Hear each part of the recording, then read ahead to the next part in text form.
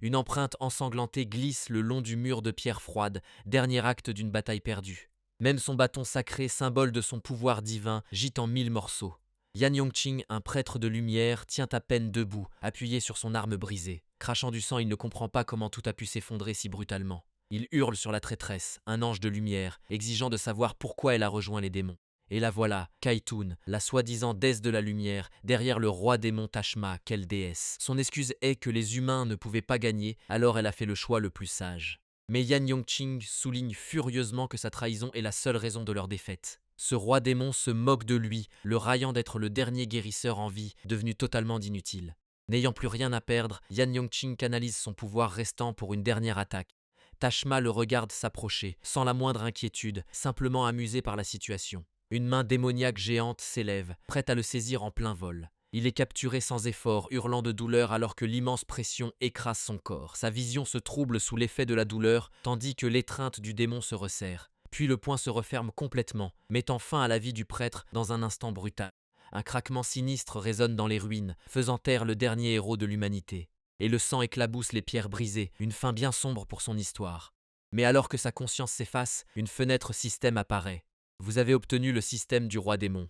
Ses pensées résonnent dans le vide, confus car il était certain d'avoir été écrasé. Un nouveau message s'affiche, l'informant qu'il est transféré à l'hôtel des démons. Une fiche de personnage apparaît, montrant Yan Yongqing niveau 1, avec des statistiques franchement embarrassantes. Ses yeux s'ouvrent, désormais d'un rouge démoniaque, alors que la réalité de sa situation le frappe. Soudain, il se retrouve sur un autel de pierre lugubre qui commence à briller. Depuis le sol, un cercueil massif et inquiétant commence à s'élever. Et il n'est pas seul, il est entouré d'un cercle de 10 cercueils identiques. Notre héros est confus, se demandant ce qu'il se passe avec cette déco gothique. Le système explique qu'il est le nouveau roi démon et doit débloquer 10 démons légendaires. Il perd les pédales, criant face à l'ironie de combattre des démons pour finir par devenir leur patron. Tout cela ressemble à une blague cosmique tordue, une punition parfaitement sur mesure. Soudain, l'un des cercueils se met à gronder, brillant d'une énergie sombre. Mais une pensée le frappe. Avec ce pouvoir, il peut enfin se venger de l'ange traître Kaitun. Animé par la rancœur, il serre le poing et accepte son nouveau titre, roi démon. Un message lui dit de se placer au centre pour retourner dans le monde humain. Dès que son pied touche le cercle, l'autel explose dans un crépitement d'énergie bleue. Ce pouvoir jaillit de sa position vers l'un des 10 cercueils, le frappant de plein fouet, faisant briller l'objet comme un sapin de Noël démoniaque. Cette montée d'énergie semble le lier directement à ce qui se trouve dans le cercueil. Un pilier de lumière dorée jaillit de l'autel, l'engloutissant complètement. Dans la lumière, il fait le vœu solennel de faire payer cette traîtresse pour tout ce qu'elle a fait. Et en un instant, il est de retour, avec un nouveau look et une quête de vengeance prête à démarrer. Il est de retour dans le monde humain, trouvant un type en train de pleurer sur sa propre tombe. Ce gars, Su Dingfeng, est un ancien camarade qui pense que Yan Yongqing était un lâche. Une voix sarcastique derrière lui se plaint de la qualité de sa pierre tombale. Su Dingfeng se retourne, totalement effrayé car cette voix lui est bien trop familière. Et le voilà, Yan Yongqing, revenu d'entre les morts et critiquant déjà la décoration de sa tombe. Le pauvre gars est si choqué qu'il lâche sa sucette, réalisant que son ami est devant lui. Yan Yongqing confirme qu'il est bien réel, comme s'il revenait de vacances. Son ami fond en larmes, révélant qu'il visite cette tombe depuis 5 ans. C'est une nouvelle pour Yan Yongqing, abasourdi d'apprendre qu'il est parti depuis si longtemps. Mais son pote lui reproche immédiatement d'être toujours niveau 2 après 5 ans. Il voit une statue d'ange immense surplombant le paysage, monument à un mensonge. Sur son scooter, Su Dingfeng explique que tout le monde croit que les anges ont gagné la guerre. Notre nouveau roi démon ne peut croire ces absurdités, sachant que Kaitun les a tous vendus. Il admet qu'il serait tombé dans la propagande, mais là, il veut juste célébrer. Il propose à Yan Yongqing de manger dans un nouveau restaurant. Avec ses nouveaux yeux démoniaques, Yan Yongqing est concentré, il veut aller dans un donjon. Son pote accepte, mais prévient que les choses ont changé, notamment le besoin d'argent. La scène montre la rage de Yan Yongqing face à la réalité du marché. Car les donjons ne sont plus gratuits, ce sont devenus des attractions touristiques payantes. Les prix sont fous, avec une part de 80% sur le butin, une pure avidité corporatiste. Le vendeur crie que ce sont les tarifs depuis 5 ans, traitant les clients de pauvres. Yan Yongqing veut se battre, mais Su Dingfeng le retient désespérément. On découvre comment l'humanité a scellé les monstres dans des donjons partout dans le monde. Mais ces sceaux se sont affaiblis, permettant aux monstres de préparer leur retour. Cela a forcé les aventuriers à entrer, où une équipe a été massacrée par une bête géante. Su Dingfeng était le seul survivant, ce qui explique son bas niveau. Il peste contre les nouvelles règles des guildes, plus avides que des bandits. Depuis la fausse victoire de Kaitun, les donjons sont des pièges à touristes. Yan Yongqing le remercie pour l'argent. Son ami dit que c'est normal.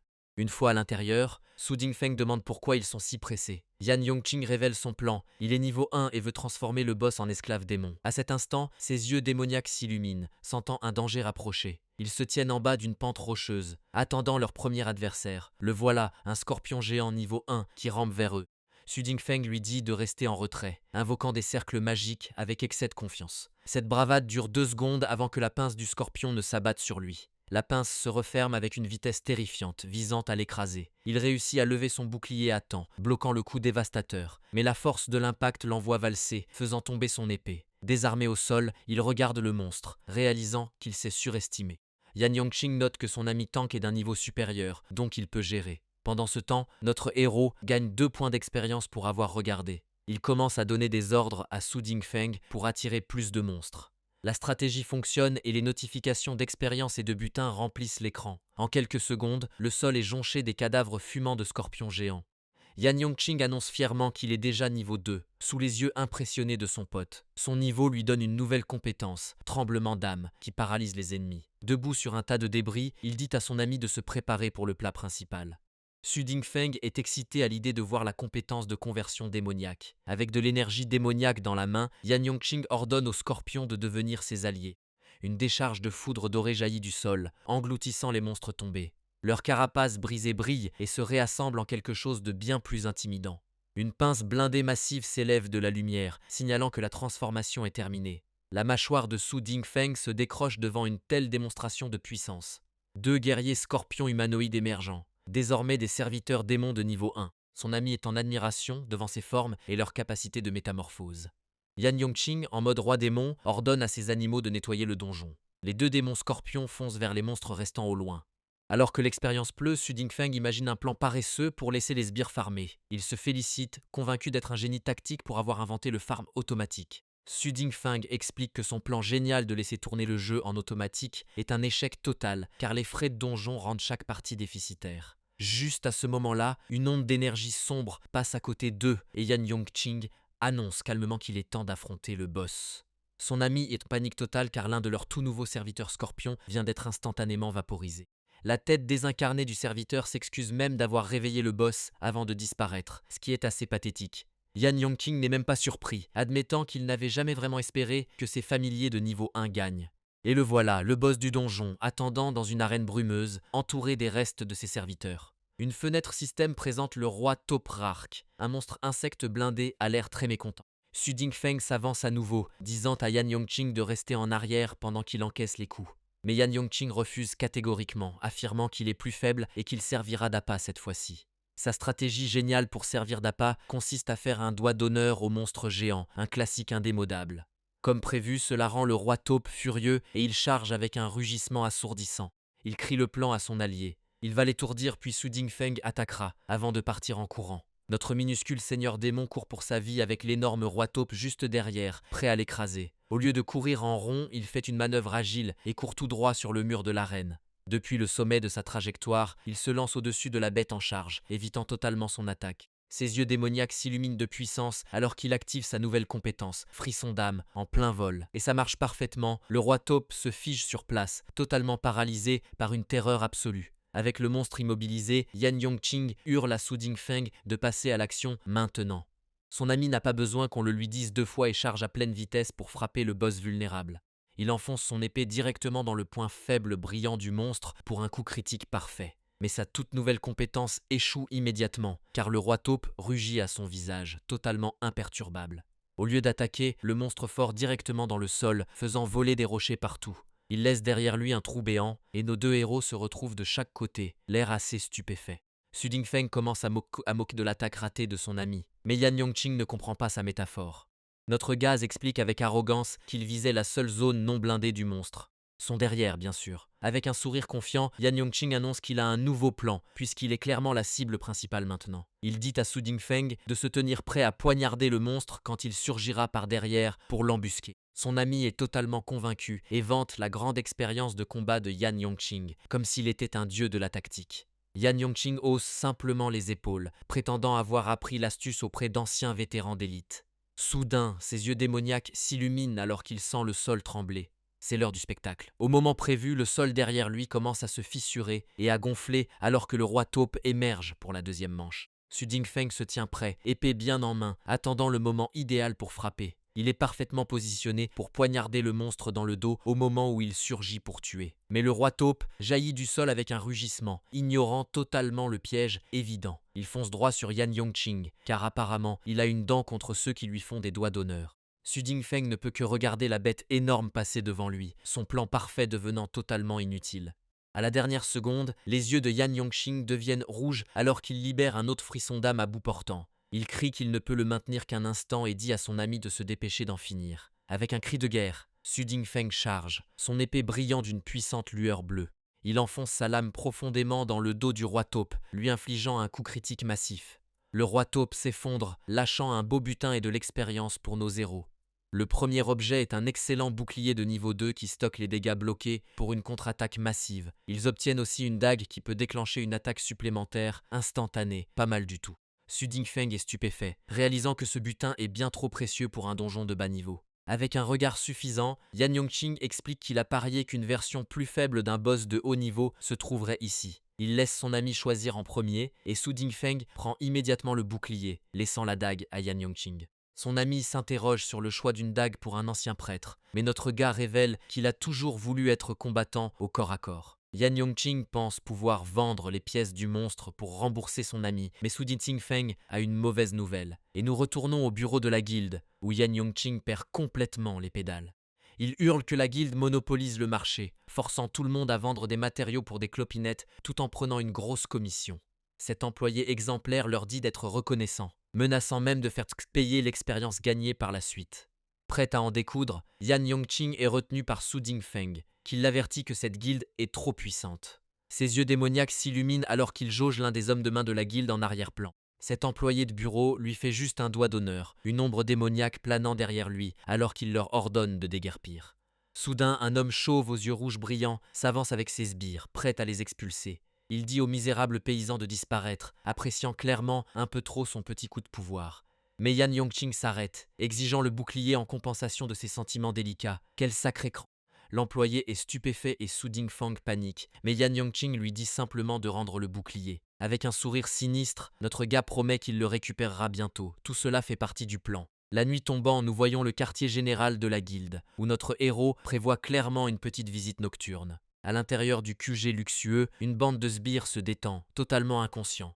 L'homme chauve de tout à l'heure regarde les actualités, qui parlent d'aventuriers disparaissant mystérieusement. Son subordonné demande pourquoi un grand nom nommé Monsieur Zhu visite cet endroit isolé, mais le patron lui dit de se taire. Pendant ce temps, une présence sombre et sinistre monte les escaliers, on dirait que la fête va bientôt commencer. À l'étage, une pauvre âme est littéralement servie dans une assiette, ce qui n'est pas bon signe pour sa santé à long terme. Et un monstre d'homme dévore son repas avec un effort dégoûtant, faisant des bruits vraiment affreux. Ce boucan finit par attirer l'attention des sbires en bas, qui se demandent ce qui se passe. L'un d'eux sort vérifier, marmonnant que c'est probablement juste un chat errant dans cette zone déserte. Il trouve immédiatement une voiture avec le capot enfoncé, ce n'est certainement pas un chat errant. Avant même qu'il puisse crier, Yan Yongqing est juste derrière lui, prêt à récupérer sa propriété volée. Notre gars fait un pas délibéré en avant, annonçant son arrivée avec un claquement sonore de chaussures. De retour à l'intérieur, les deux autres ouvrent la porte et trouvent leur compagnon trébuchant, l'air totalement hébété. L'un d'eux fixe le vide, un reflet rouge dans les yeux, alors qu'il réalise que quelque chose ne va pas.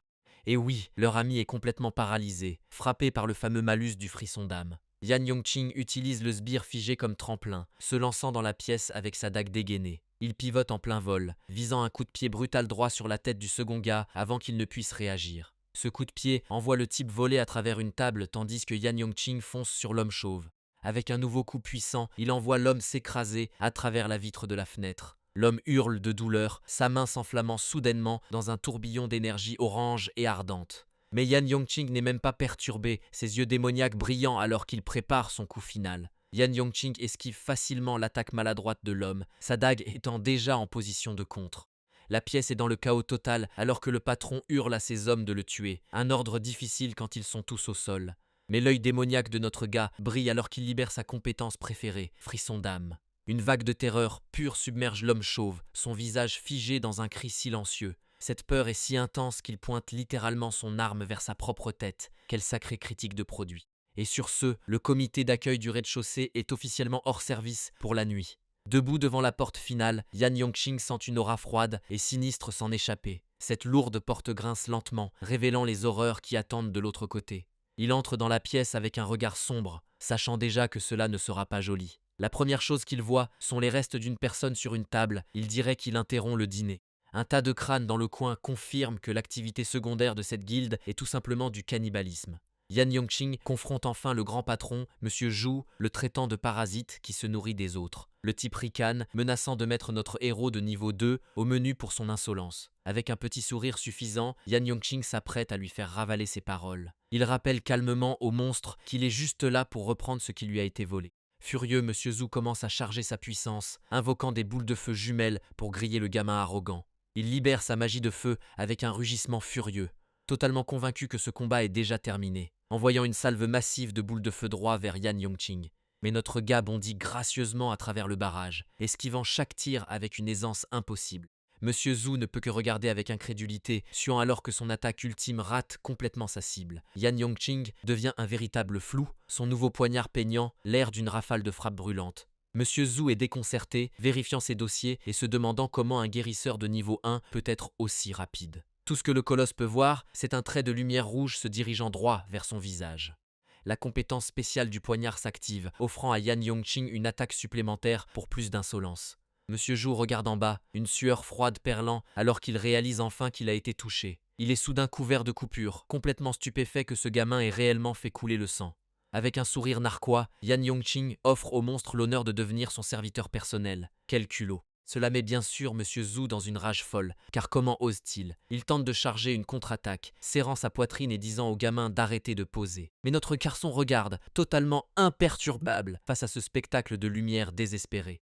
Une explosion massive d'énergie noire jaillit du corps de Monsieur Zhu, balayant tout sur son passage. Quand la poussière retombe, une nouvelle silhouette démoniaque aux yeux brillants se tient devant la lune. La caméra descend sur une boucle de ceinture dorée à pointe très sophistiquée. C'est un démon d'élite de niveau 2 nommé Pundi, qui vient de sortir du corps maintenant jeté de Monsieur Zhu. Ce démon baisse les yeux, déçu que son hôte ait été éliminé par un simple aventurier de niveau 2. Il se plaint ensuite d'avoir brûlé son hôte par accident et de devoir en trouver un nouveau, l'inconvénient du méchant par excellence. Saisissant sa chance, Yan Yongqing lance réduction en esclavage pendant que le monstre monologue. Le démon finit par remarquer quelque chose, tournant la tête une seconde trop tard. La main tendue, Yan Yongqing libère le tourbillon rouge de son sort d'asservissement. Pundi se moque, disant qu'un sort aussi lent ne pourrait jamais l'atteindre, juste avant qu'il n'engloutisse son visage. Pundi rit du sort, demandant si notre garçon transpire déjà, une erreur classique de méchant. Mais le sort explose en un pilier massif de feu rose, engloutissant complètement le démon. Yan Yongqing saute sagement vers la sortie, alors que tout l'étage explose dans un contre-coup démoniaque. Il serre les dents, ressentant clairement la puissance brute et sauvage de cette détonation. Sous lui, la pièce devient un tourbillon pur d'énergie destructive. Ce feu infernal traverse le sol, incinérant instantanément les sbires en bas. Dommages collatéraux. Oups!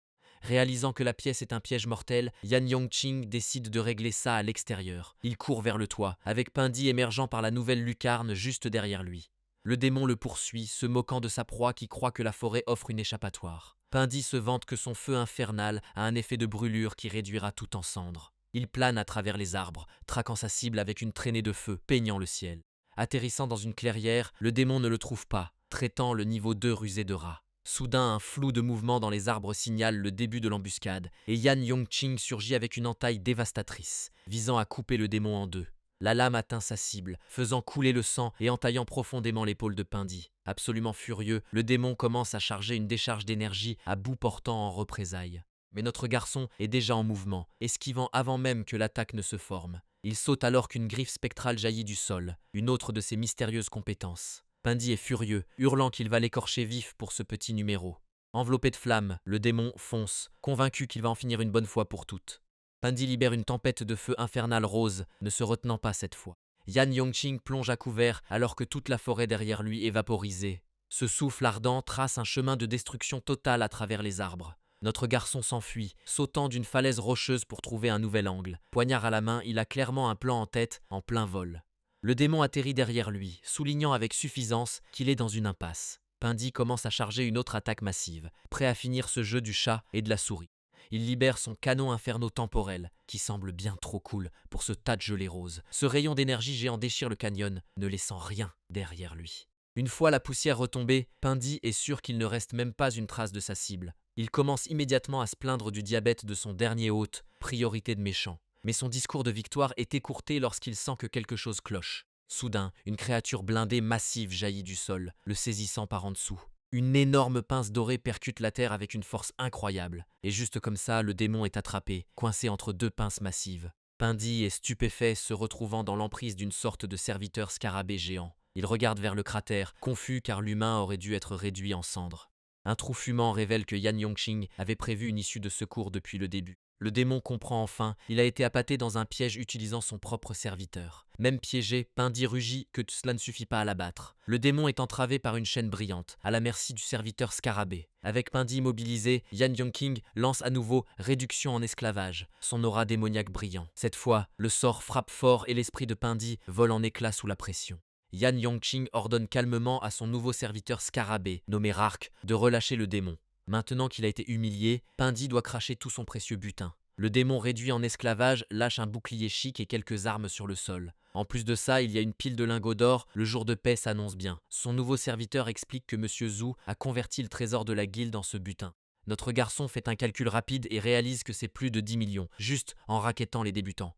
Mais au moment où il compte ses gains, la chaîne d'esclavage se brise soudainement. Une alerte système clignote, indiquant que son nouvel animal va échapper à son contrôle. Pindy sourit, chargeant une décharge d'énergie rouge, savourant sa liberté retrouvée. Avec un rugissement furieux, il lance l'attaque droit au visage de Yan Yongqing. Cela ressemble à un coup direct, engloutissant notre héros dans une explosion rose massive. Mais une notification système apparaît disant que Pindy a été éliminé. Attendez, que se passe-t-il ? Yan Yongqing gagne 300 IXP, passe au niveau 3 et débloque une nouvelle compétence passive, privilège de seigneur. Il regarde la terre brûlée, où une minuscule version chibi du démon est assise. Les yeux brillants, Yan Yongqing tend la main, ordonnant au démon reformé de jurer loyauté. L'énergie sombre tourbillonne alors qu'il ajoute officiellement le démon à sa liste de serviteurs. Maintenant serviteur de niveau 3, Pindy s'incline et demande des ordres, pas besoin de réentraînement. Avec son nouveau pouvoir, Yan Yongqing sait que sa prochaine étape est de farmer des donjons. Il met son nouveau serviteur sur le coup, exigeant d'être conduit là où les autres monstres se cachent. Un peu plus tard, nous passons à un immeuble d'habitation normal en ville. Un type aux cheveux blonds en bataille ouvre la porte à une livraison qu'il n'a jamais commandée. Il lutte avec le carton massif, se demandant si c'est une blague remplie de briques, mais l'ouvrir révèle son bouclier volé et des piles de lingots d'or massifs. Un mot de Yan Yongqing explique qu'il a récupéré l'équipement et lui offre l'or pour faire équipe. Ce type est sidéré que notre garçon ait réussi à abattre toute une guilde de hors-la-loi. Il ramasse un lingot d'or, époustouflé par la valeur de cette livraison. Dehors, le livreur l'entend crier à quel point il est riche, mission accomplie, et il est révélé que le livreur était Pindy avec un chapeau, rapportant tout à son maître. Yan Yongqing obtient la confirmation, l'air plutôt satisfait d'avoir bouclé cette affaire. Chevauchant son serviteur Rark, il demande à Pindy s'il est sûr de l'adresse de la cible. Pindy les a menés à un temple orné dédié au dieu de la lumière. Son serviteur explique que le pouvoir de l'ange vient de ces temples, donc le détruire l'affaiblira. Décidant que c'est une raison logique pour commettre un sacrilège, Yan Yongqing ordonne d'avancer. Il dit à Rark de passer en mode furtif, gardant son atout caché. Pendant ce temps, sur le site de l'ancienne guilde, des enquêteurs fouillent les décombres. Un homme en costume rose, le frère de Monsieur Zhu, apprend que son parent a été réduit en cendres. Réalisant que c'était une attaque de haut niveau, il ordonne une enquête sur chaque aventurier. Le frère de Monsieur Zhu est plus préoccupé par les 10 millions d'or que par son frère mort. À l'intérieur du temple, le comité d'accueil est un chevalier de lumière corrompu de niveau 3. Une vue plongeante montre Yan Yongqing en train de farmer l'XP, entouré de sbires en armure. Notre garçon leur offre une chance de se rendre, leur rappelant qu'il servait la lumière. Leur réponse est une épée géante, car la diplomatie n'est pas pour les faibles. Yan Yongqing esquive et décapite le chevalier, les négociations ont officiellement échoué. Il passe déjà au suivant, esquivant un coup lourd comme si de rien n'était. Une nouvelle compétence appelée tremblement d'âme jaillit de ses yeux, frappant un chevalier. Ce pauvre type est projeté en arrière, stupéfié par l'attaque mentale. Voyant cela, les autres chevaliers décident de le charger en groupe. Un plan brillant. Yan Yongqing frappe tout le groupe avec un tremblement d'âme, visant à tous les étourdir. Mais le bouclier d'un chevalier brille, et un message système dit que le sort est interrompu. Maintenant sur la défensive, il saute par-dessus la foule pour créer de l'espace. Il transforme sa retraite en une attaque aérienne tournoyante, plongeant dans la mêlée. Son poignard taille à travers la formation un tourbillon d'acier et d'armure brisée. Rebondissant entre eux comme un flipper, il démantèle toute l'escouade tout seul. Les derniers chevaliers sont terrifiés, sachant qu'ils ne peuvent pas battre en retraite. Et pile au bon moment, un superviseur d'élite de niveau 3 apparaît pour nettoyer le bazar. Ce nouveau boss regarde vers le bas, l'air peu impressionné par ses subordonnés. Il prépare un coup avec une hache massive à double tranchant, prêt à faire le travail lui-même. Yan Yongqing réplique en invoquant un chevalier bleu spectral pour faire le sale boulot. Ce guerrier spectral libère une entaille horizontale massive, nettoyant tout le pont instantanément. Après la fumée, le superviseur est le seul debout sur le chemin de la destruction. Il est furieux, traitant notre garçon de démon pour avoir tué ses hommes. L'ironie est délicieuse. Pendant ce temps, à des kilomètres, Pindy éternue, sentant cette insulte à travers la ville. Il s'avère que Yan Yongqing n'a jamais été en danger, Rark encaissant le coup comme un champion. Notre garçon fait un doigt d'honneur au superviseur, lui montrant son avis sur son management. Le boss perd les pédales, promettant de faire regretter à ses démons d'être venus ici. Il prépare un énorme coup vertical, mettant tout son poids dans l'attaque. Cette hache énorme s'écrase avec assez de force pour fendre le pont en deux. Et nous passons à une scène différente, où la tête d'un pauvre type est écrasée au sol. L'impact fait rebondir sa tête alors qu'un spectateur terrifié regarde depuis le coin. Ce survivant supplie pour sa vie, passant une très mauvaise journée. Un nouveau gars aux cheveux violets l'interroge, cherchant un ancien membre de guilde. Il sort un téléphone, montrant une photo d'un gars aux cheveux blonds. Le survivant reconnaît immédiatement l'homme sur la photo, Su Dingfeng. Avec une lueur terrifiante dans les yeux, l'assassin Neta-Hu exige de savoir où il habite. Se souvenant que Neta a tué leur tank, le survivant sait qu'il ne s'en sortira pas. Il donne immédiatement l'adresse complète, car sa colonne vertébrale a disparu. Neta demande s'il a l'air cruel avant de lui dire de dégager, une question à sens unique. Le survivant s'enfuit, mais Neta révèle que l'histoire de le laisser vivre était une blague. Avec un sourire narquois, il libère une compétence appelée lame magique, cœur caché. Un simple piétinement envoie une onde d'énergie invisible déchirer la ruelle, ce qui plaque le pauvre type contre le mur de briques avec une force incroyable. Et juste comme ça, il a été tranché en deux, une solution très permanente. Neta vérifie son téléphone, prêt à passer à sa prochaine cible. Pendant ce temps, dans un complexe résidentiel normal en ville, Su Dingfeng entend frapper, pensant probablement à un autre colis. Mais il ouvre la porte à un visiteur très inattendu et indésirable. Neta l'accueille avec un sourire prédateur, confirmant son identité avant le coup. De retour au temple, nous rencontrons enfin le grand patron, un chevalier sur un trône voyant. Ce nouvel ennemi repère une silhouette solitaire marchant vers lui. Et c'est Yan Yongqing, maintenant niveau 4 et cherchant encore plus de problèmes. Le chevalier râle sur la façon dont un insecte a dépassé son superviseur, qui se relâche. Notre garçon demande s'il parle du superviseur, levant le poing, puis écrase un cafard qu'il tenait, la subtilité n'est pas son fort. Il lance le cadavre du bug, demandant si c'est celui qu'il cherche, avant de l'informer que le superviseur fait une sieste permanente. Pour prouver son point, la tête tranchée du superviseur atterrit au pied du trône. Le chevalier est stupéfait, réalisant que notre garçon est plus dur qu'un bug moyen. Le boss commence son discours de méchant, chargeant son épée avec une foudre dramatique. Son titre officiel est arbitre du jugement divin Argus, un nom qui compense quelque chose. Yan Yongqing tente son coup d'étourdissement habituel, frappant Argus avec un tremblement d'âme. Mais cette fois, cela échoue, le boss ignore l'attaque mentale comme si de rien n'était. En réponse, Argus se lance dans les airs pour une attaque verticale dévastatrice. Notre garçon esquive à peine le coup, qui creuse un chemin brillant là où il était. La force du coup est insensée, un flou d'acier et de lumière sacrée. Sur la défensive, Yan Yongqing est forcé de parer avec son petit poignard. Il est projeté en arrière par l'impact, dépassé en force brute. Et notre garçon réalise que ce type est à un tout autre niveau que les larbins. Cela l'envoie valser sur la cour massive du temple. Mais même en plein vol, il commence à accumuler de l'énergie sombre pour une contre-attaque. En se tournant, il libère une puissante décharge démoniaque sur le chevalier. Argus lève son épée activant un bouclier de lumière pour bloquer le sort. Les deux énergies entrent en collision dans une explosion massive de lumière et d'obscurité. C'est un coup direct, et l'onde de choc est énorme. Pourtant, quand la fumée se dissipe, le chevalier est toujours debout. Il est déconcerté, se demandant comment une compétence de bas niveau a brisé sa défense parfaite. Soudain, il regarde en haut, réalisant que son adversaire n'est plus là, parce que Yan Yongqing a utilisé l'explosion comme écran de fumée pour atteindre son épaule. Argus se plaint de l'attaque sournoise, car il y a des règles pour se faire poignarder. Yan Yongqing sourit, demandant où était sa morale quand il a rejoint une déesse traîtresse. Cela réglé, il enfonce le poignard, mettant fin au débat sur l'éthique, mais la main du chevalier se serre sur son épée, il ne va pas tomber si facilement. Il libère un coup sauvage, se battant même avec un trou massif dans la gorge. Ce coup envoie notre garçon voler, stupéfait qu'une blessure mortelle soit un inconvénient mineur.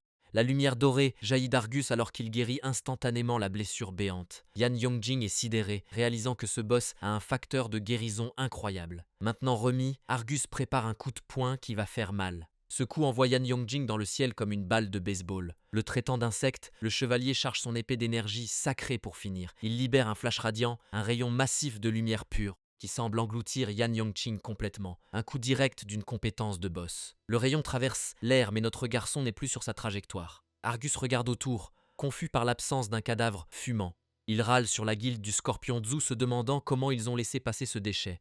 Et puis ça fait tilt. Il se souvient soudainement de qui il affronte. Le chevalier est incrédule, se souvenant de ses débuts et se demandant comment il est vivant.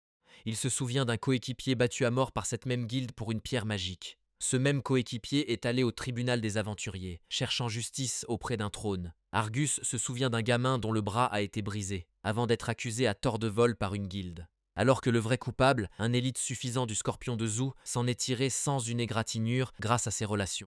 Et celui qui a rendu ce jugement parfaitement équitable, c'était un certain chevalier du tribunal. Il s'avère que c'était Argus lui-même, qui réalise soudainement qu'il était le coupable dans cette histoire. À l'époque, il était plein de morgue, se vantant d'être intouchable grâce à la faveur de l'Hadès. Revenant au présent, Argus se concentre, promettant que sa prochaine attaque fera mouche. Son épée explose littéralement d'une lumière sacrée, accumulant une puissance phénoménale. Il libère le jugement de lumière, invoquant une lame de la taille d'un gratte-ciel. La subtilité, c'est fini. Yan Yongqing bouge comme un éclair, mais il n'y a aucune échappatoire possible. Cette lame colossale fond du ciel avec l'intention de tout pulvériser sur son passage. Notre héros sent le verrouillage magique et sait qu'esquiver est impossible, c'est l'heure de son atout. Une énergie rose tourbillonnante jaillit autour de lui alors qu'il se prépare à encaisser le coup. Il active le bouclier temporel brûlant, une technique capable d'effacer l'attaque adverse de sa ligne temporelle. Argus comprend enfin comment il a survécu avant, mais jure que sa chance va tourner. Le chevalier insiste, déversant encore plus de puissance dans son épée dorée pour une seconde manche. Son épée géante descend à nouveau, cette fois directement sur le bouclier rose scintillant. Yan Yongqing se prépare à l'impact, levant la main alors que l'attaque dévastatrice est sur lui. Argus admet que le gamin est coriace, mais pense toujours que la victoire est dans la poche. Avec une concentration absolue, notre héros repousse l'attaque, son bouclier tenant sous l'immense pression. La pointe de l'épée finit par toucher le bouclier, qui commence à se fissurer sous l'effort. Le bouclier tient bon, et l'épée monumentale vole en éclats en 1 million de morceaux. Yan Yongqing est surpris lui-même, se demandant s'il n'a pas surchargé son mana, se sentant plus fort que jamais. Argus est projeté en arrière par la force du contre, totalement pris au dépourvu. De son point de vue, toute la plateforme est un cratère fumant, mais notre héros est toujours debout. Le chevalier perd les pédales, incapable de croire que Yan Yongqing a survécu à une attaque totale. Encore, il se trouve qu'il a réutilisé la technique de feu de Pundi pour créer un bouclier capable d'effacer les attaques. Avec encore plein de mana, il déclare que c'est enfin son tour de passer à l'offensive.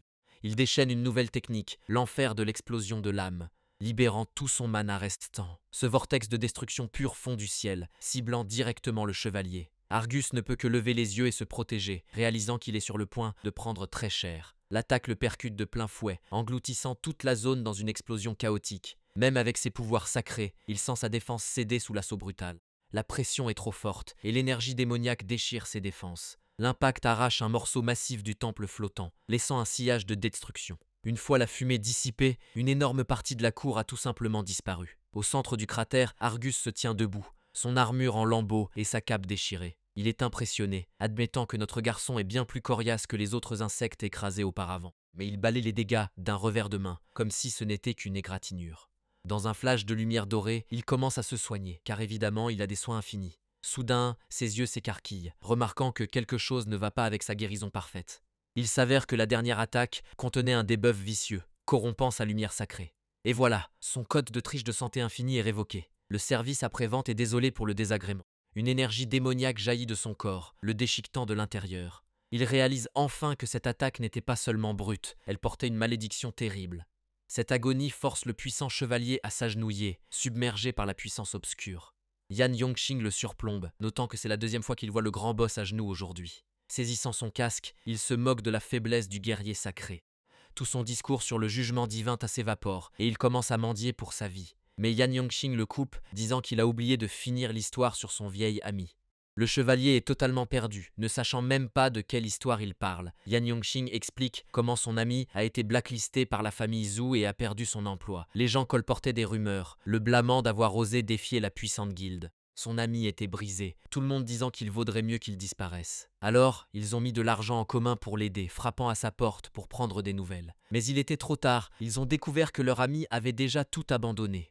Piétinant l'épée du chevalier, il demande si Argus mérite vraiment la pitié après tout ça. Dans un geste pathétique, Argus propose de trahir sa déesse et de tout révéler. Yan Yongqing accepte et Argus croit être tiré d'affaire, planifiant déjà sa fuite. Mais ce n'était qu'un piège pour baisser sa garde, et un coup net lui tranche la tête. Il clarifie le deal, disant au cadavre décapité qu'il pourra le suivre, après sa mort. Le boss vaincu, Yan Yongqing passe au niveau 5, débloquant de nouvelles compétences démoniaques. Il est un peu amer, se demandant où est passé XP de Pundy qui aurait facilité le combat. Il commence à gronder mentalement son serviteur pour sa paresse, une technique de management classique. Pendant ce temps, Pundy transpire à grosses gouttes, expliquant qu'il a une situation délicate. Il est en pleine confrontation avec un type aux cheveux violets dans un parking abandonné. Il protège un gars aux cheveux roses qui a déjà été grièvement blessé au ventre. Leur adversaire est un tueur professionnel nommé Netahu, qui n'est pas impressionné. Pundy dit de tuer qui il veut, mais ce gars est intouchable car c'est la propriété de son maître. Le blessé demande si c'est Yan Yongqing qui a envoyé l'assassin, réalisant qu'il a un nouveau serviteur. Il essaie de prévenir Pundy que ce tueur est extrêmement dangereux. Retour 1 heure en arrière pour voir comment tout a commencé. L'assassin a propulsé le type aux cheveux roses à travers une fenêtre d'appartement. Il a fait une chute de plusieurs étages jusqu'à la rue. Même en étant un tank, il a été assommé net par ce seul coup. Il se réveille plus tard dans ce même parking, avec l'assassin qui l'attendait. C'est à ce moment que Pundy arrive pour intervenir, sentant que ça tourne mal. Pundy passe à l'offensive, décochant un coup de poing solide au tueur. Mais il est choqué de voir que ce type est encore plus rapide que Yan Yongqing. L'assassin esquive sans effort, planant au-dessus d'un Pundy en déséquilibre.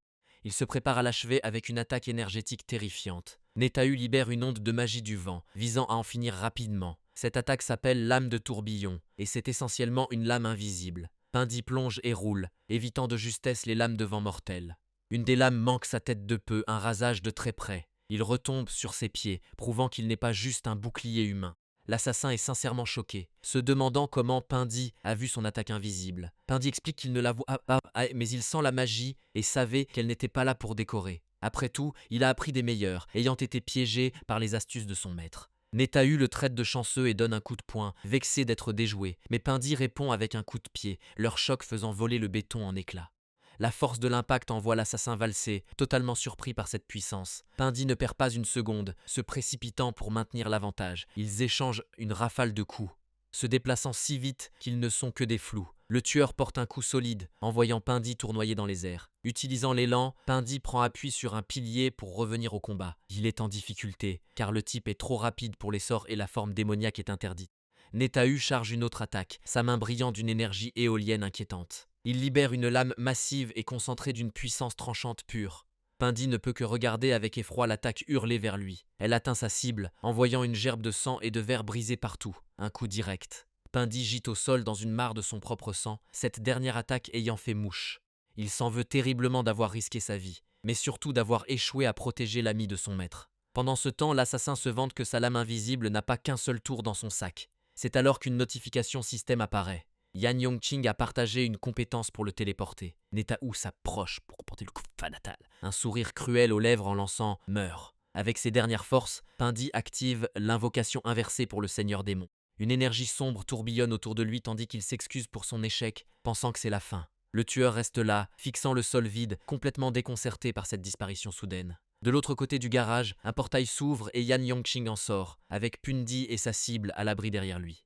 L'assassin n'en croit pas ses yeux, il transpire car il n'a même pas vu le type bouger. Yan Yongqing commence immédiatement à taquiner son ami, lui demandant comment un tank a pu finir dans un tel état. Le blessé, Ding Feng, est juste heureux d'être en vie grâce au sauvetage in extremis de Pundy. Netahu réalise que ce nouveau venu est en réalité sa deuxième cible, qui vient de tomber droit dans le piège. Notre héros lève simplement un doigt, disant au tueur professionnel d'attendre son tour pour parler, quel culot. Ce petit manque de respect suffit à faire perdre complètement son sang-froid à l'assassin.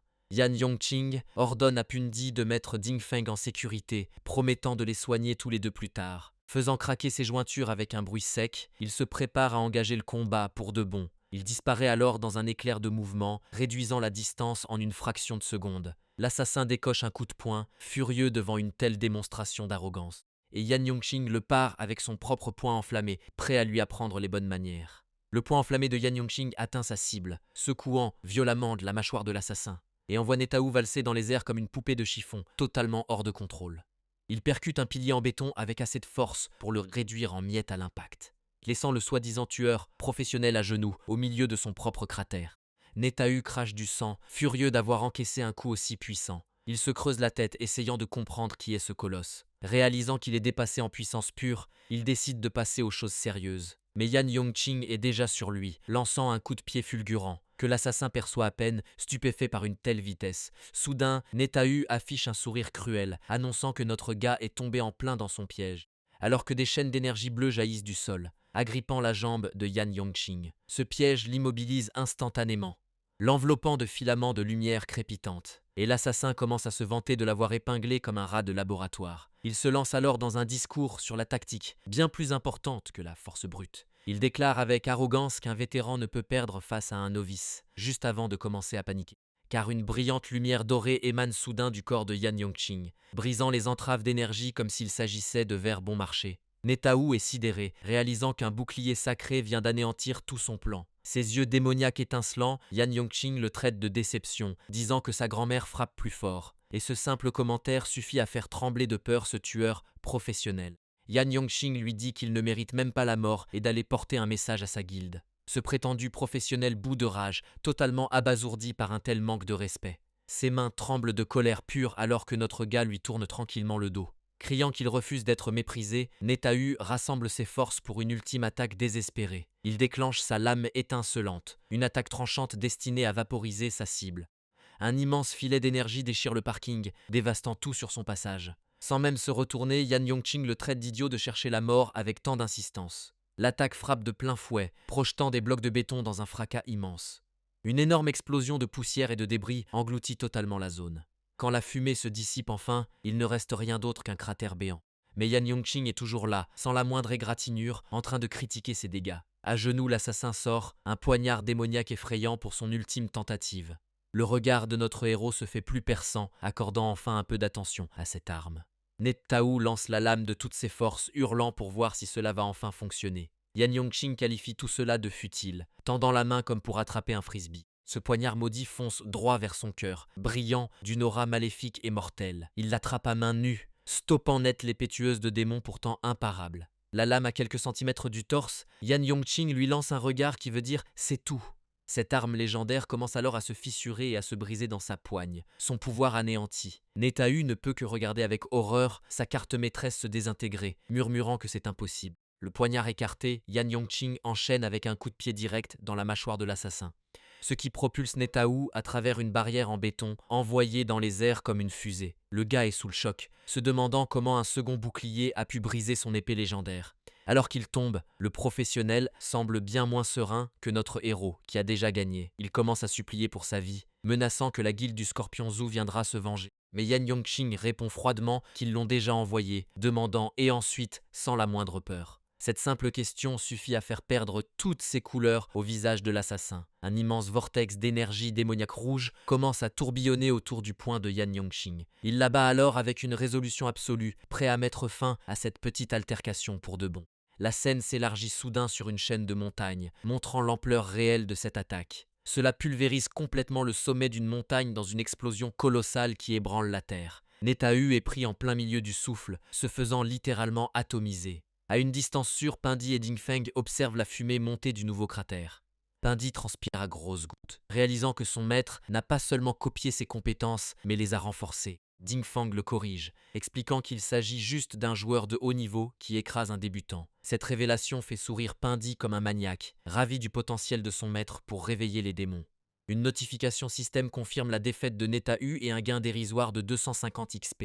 Il récupère aussi les cendres de l'assassin, utiles pour la conversion démoniaque. Un nouveau passe-temps amusant. Yan Yongqing réalise que tuer d'autres aventuriers est bien plus efficace que de farmer des monstres. Et sur cette pensée sombre, la scène coupe vers l'entrée sombre d'un donjon de niveau 3. À l'intérieur de ce donjon, une épée s'abat avec une vitesse mortelle. Et une pauvre âme masquée ne peut que regarder avec une terreur absolue. Se faisant couper net en deux, une découpe verticale parfaite. Ce tueur, un nouveau venu en trench coat, récolte seulement 50 XP pour ce meurtre.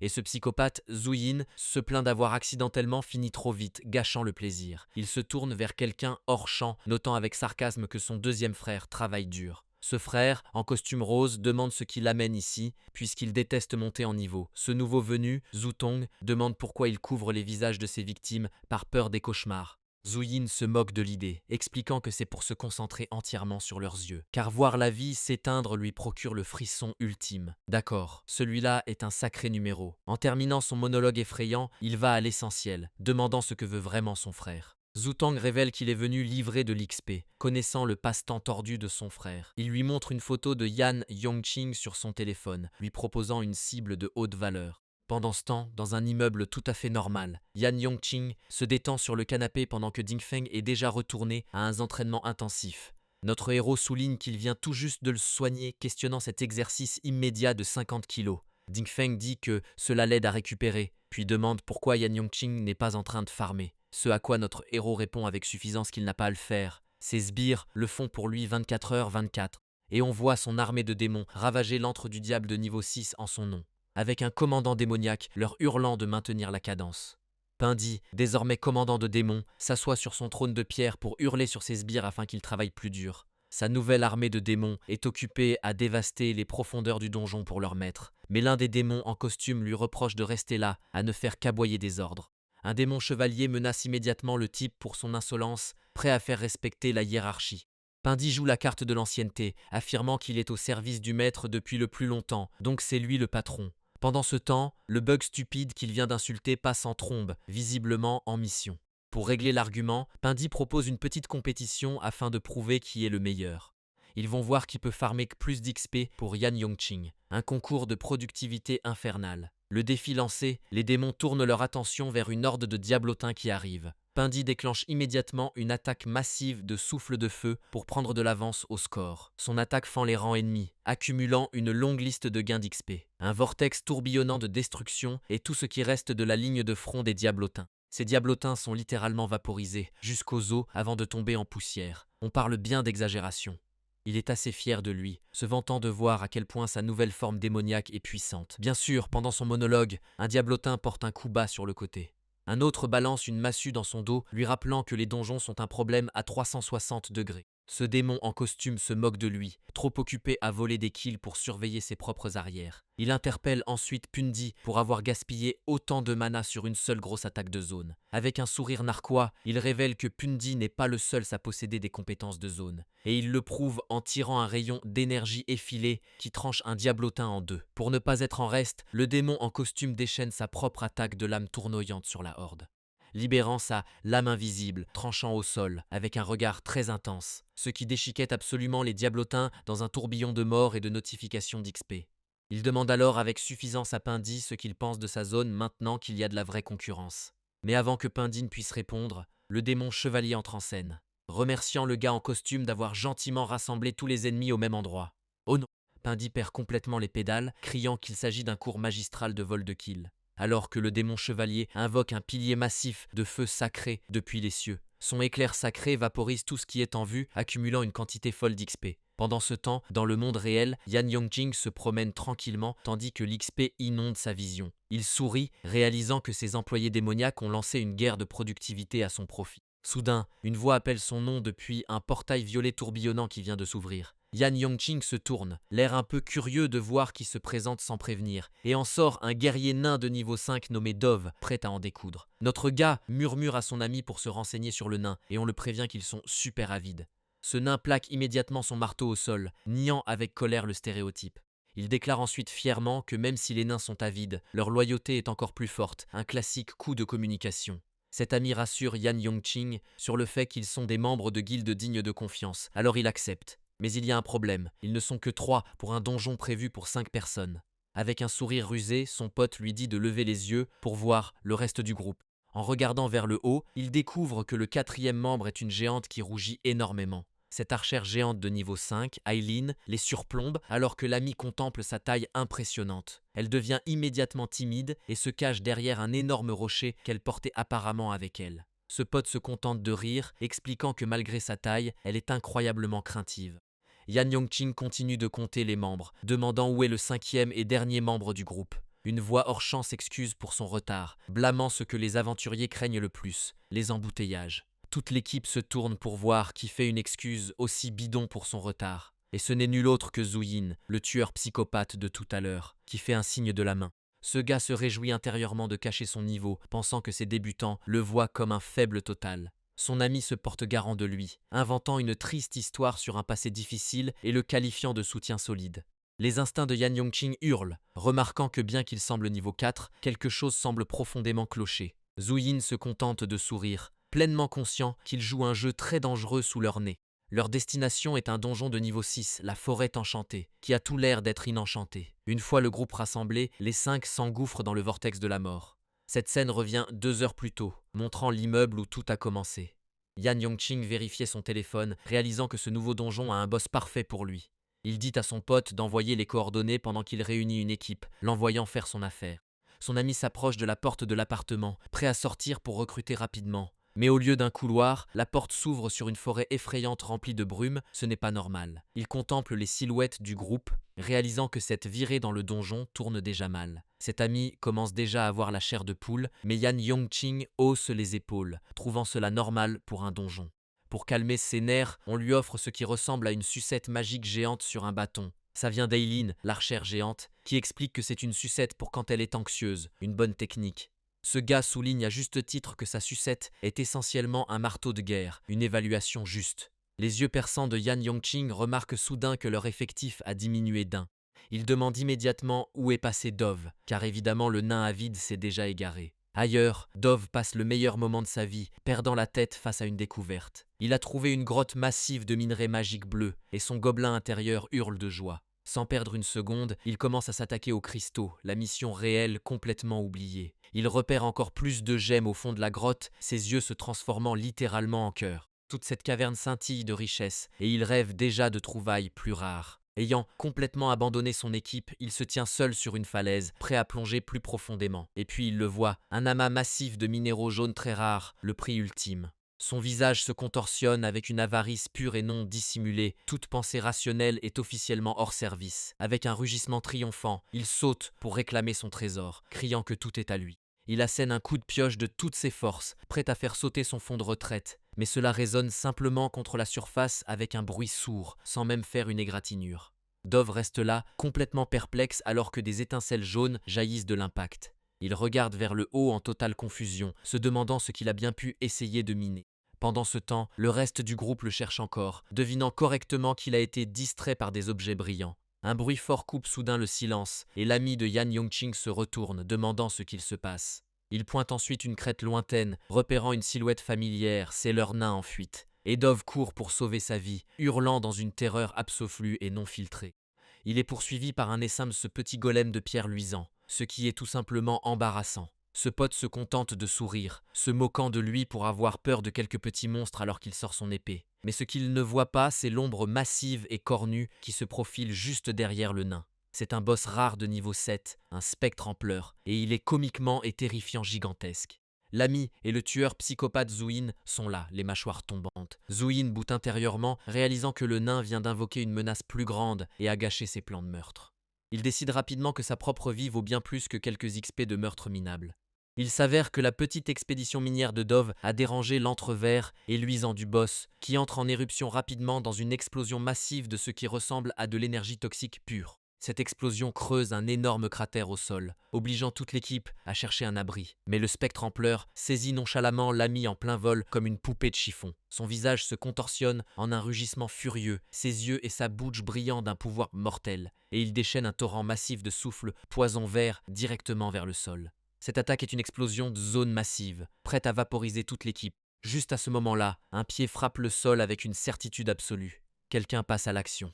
Cet ami perd les pédales, criant qu'il n'y a aucun moyen d'esquiver une attaque aussi large. Mais Yan Yongqing s'avance, activant un bouclier de lumière et disant à tout le monde de se mettre derrière lui. Le bouclier de lumière de Yan Yongqing se manifeste sous la forme d'une croix dorée massive, retenant à peine la marée toxique. Cet acide vert corrosif éclabousse la barrière sacrée, grésillant et fumant à l'impact. Mais sa main tremble alors que des fissures commencent à se former. Ce bouclier ne tiendra plus très longtemps. L'attaque de ce boss de niveau 7 est tout simplement trop puissante, fondant à travers ses défenses, et avec un ultime fracas, le bouclier cède complètement face à l'assaut toxique. Son ami ne peut que regarder avec horreur alors que le poison jaillit tout autour d'eux. Yan Yongqing réalise rapidement que ses compétences de niveau 5 ne font pas le poids et que l'équipe est sur le point d'être anéantie. Alors il change de tactique, activant une invocation de commutation, avec une énergie sombre et sinistre. Des vrilles de pouvoir rouge foncé tourbillonnent à ses pieds, se préparant à appeler du renfort inattendu. Le reste du groupe regarde, complètement déconcerté par ce soudain spectacle de lumière démoniaque. Et Rark surgit, le bug stupide de tout à l'heure, ressemblant maintenant à un vrai tank démoniaque. Dove fait une crise nerveuse complète, incapable de comprendre comment un aventurier de bas niveau invoque de vrais démons. Sans perdre de temps, Yan Yongqing ordonne à son nouveau sbire de creuser un tunnel d'évacuation pour l'équipe. Rark s'écrase immédiatement dans le sol, creusant un trou massif avec une force démoniaque pure. Alors qu'ils contemplent tous la nouvelle voie de sortie, son ami demande ce que Yan Yongqing va faire.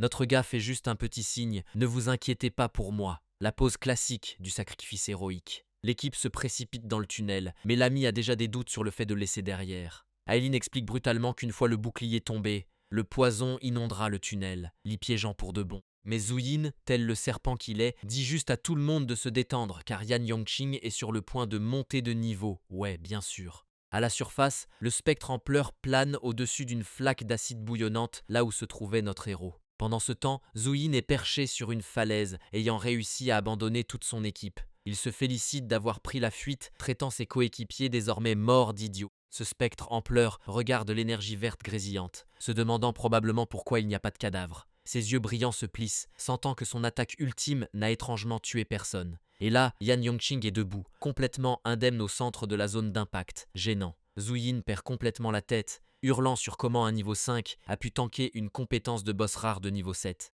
Son cerveau court-circuite, essayant de comprendre comment tout cela est possible. Puis, pour ajouter l'insulte à l'injure, Yan Yongqing reçoit une notification niveau supérieur devant tout le monde. Son armure de flamme reçoit même une belle amélioration vers armure de feu, qui est juste une éponge à dégâts persistante. Depuis sa triste petite falaise de lâche, Zhu Yin fixe la scène, sa confusion atteignant des niveaux critiques. Il fait une crise de panique totale, hurlant qu'on ne peut pas monter de niveau sans combattre. Que se passe-t-il ?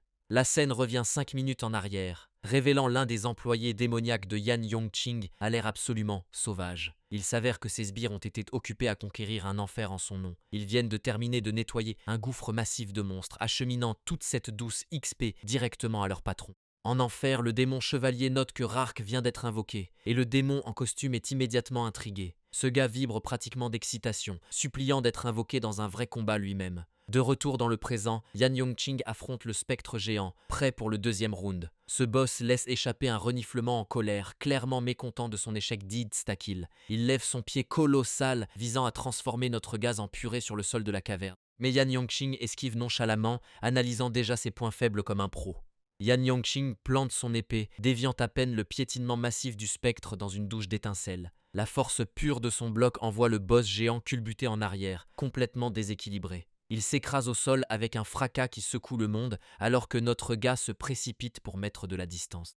D'un coup de poignet, il invoque une nouvelle arme, 2 poignets dorés volant droit dans sa main, qui se combine en une épée longue ridiculement surdimensionnée, crépitant d'énergie sacrée. Une belle amélioration. Il se lance ensuite dans les airs, s'envolant vers le boss terrassé comme un missile doré. D'en haut, il se prépare à infliger la douleur, visant la lame massive directement sur le visage du spectre. Cette épée se connecte avec un fracas brutal, envoyant des ondes de choc à travers la tête de pierre du monstre. Stupéfait, le spectre se redresse, l'air plus confus que blessé par ce soudain retournement de situation. Il tente de contrer, ses mains brillant de pouvoir, mais il est bien trop lent pour ce qui arrive ensuite.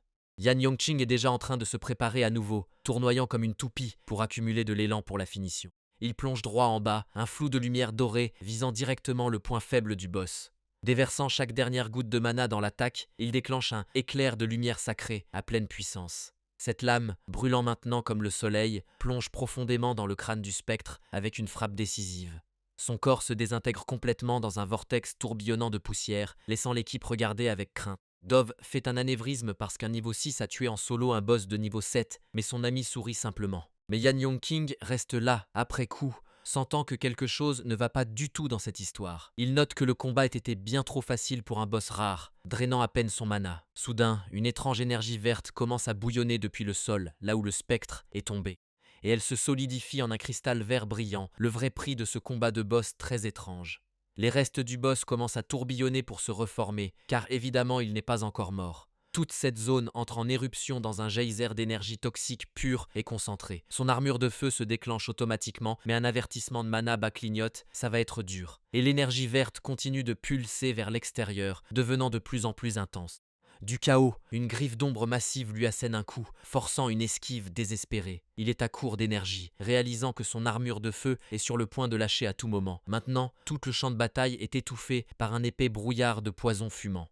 Pendant ce temps, l'équipe devine correctement que le brouillard est juste l'acide qui s'évapore de son bouclier de feu. Son ami commence à transpirer, réalisant que Yan Yongqing est totalement dépassé.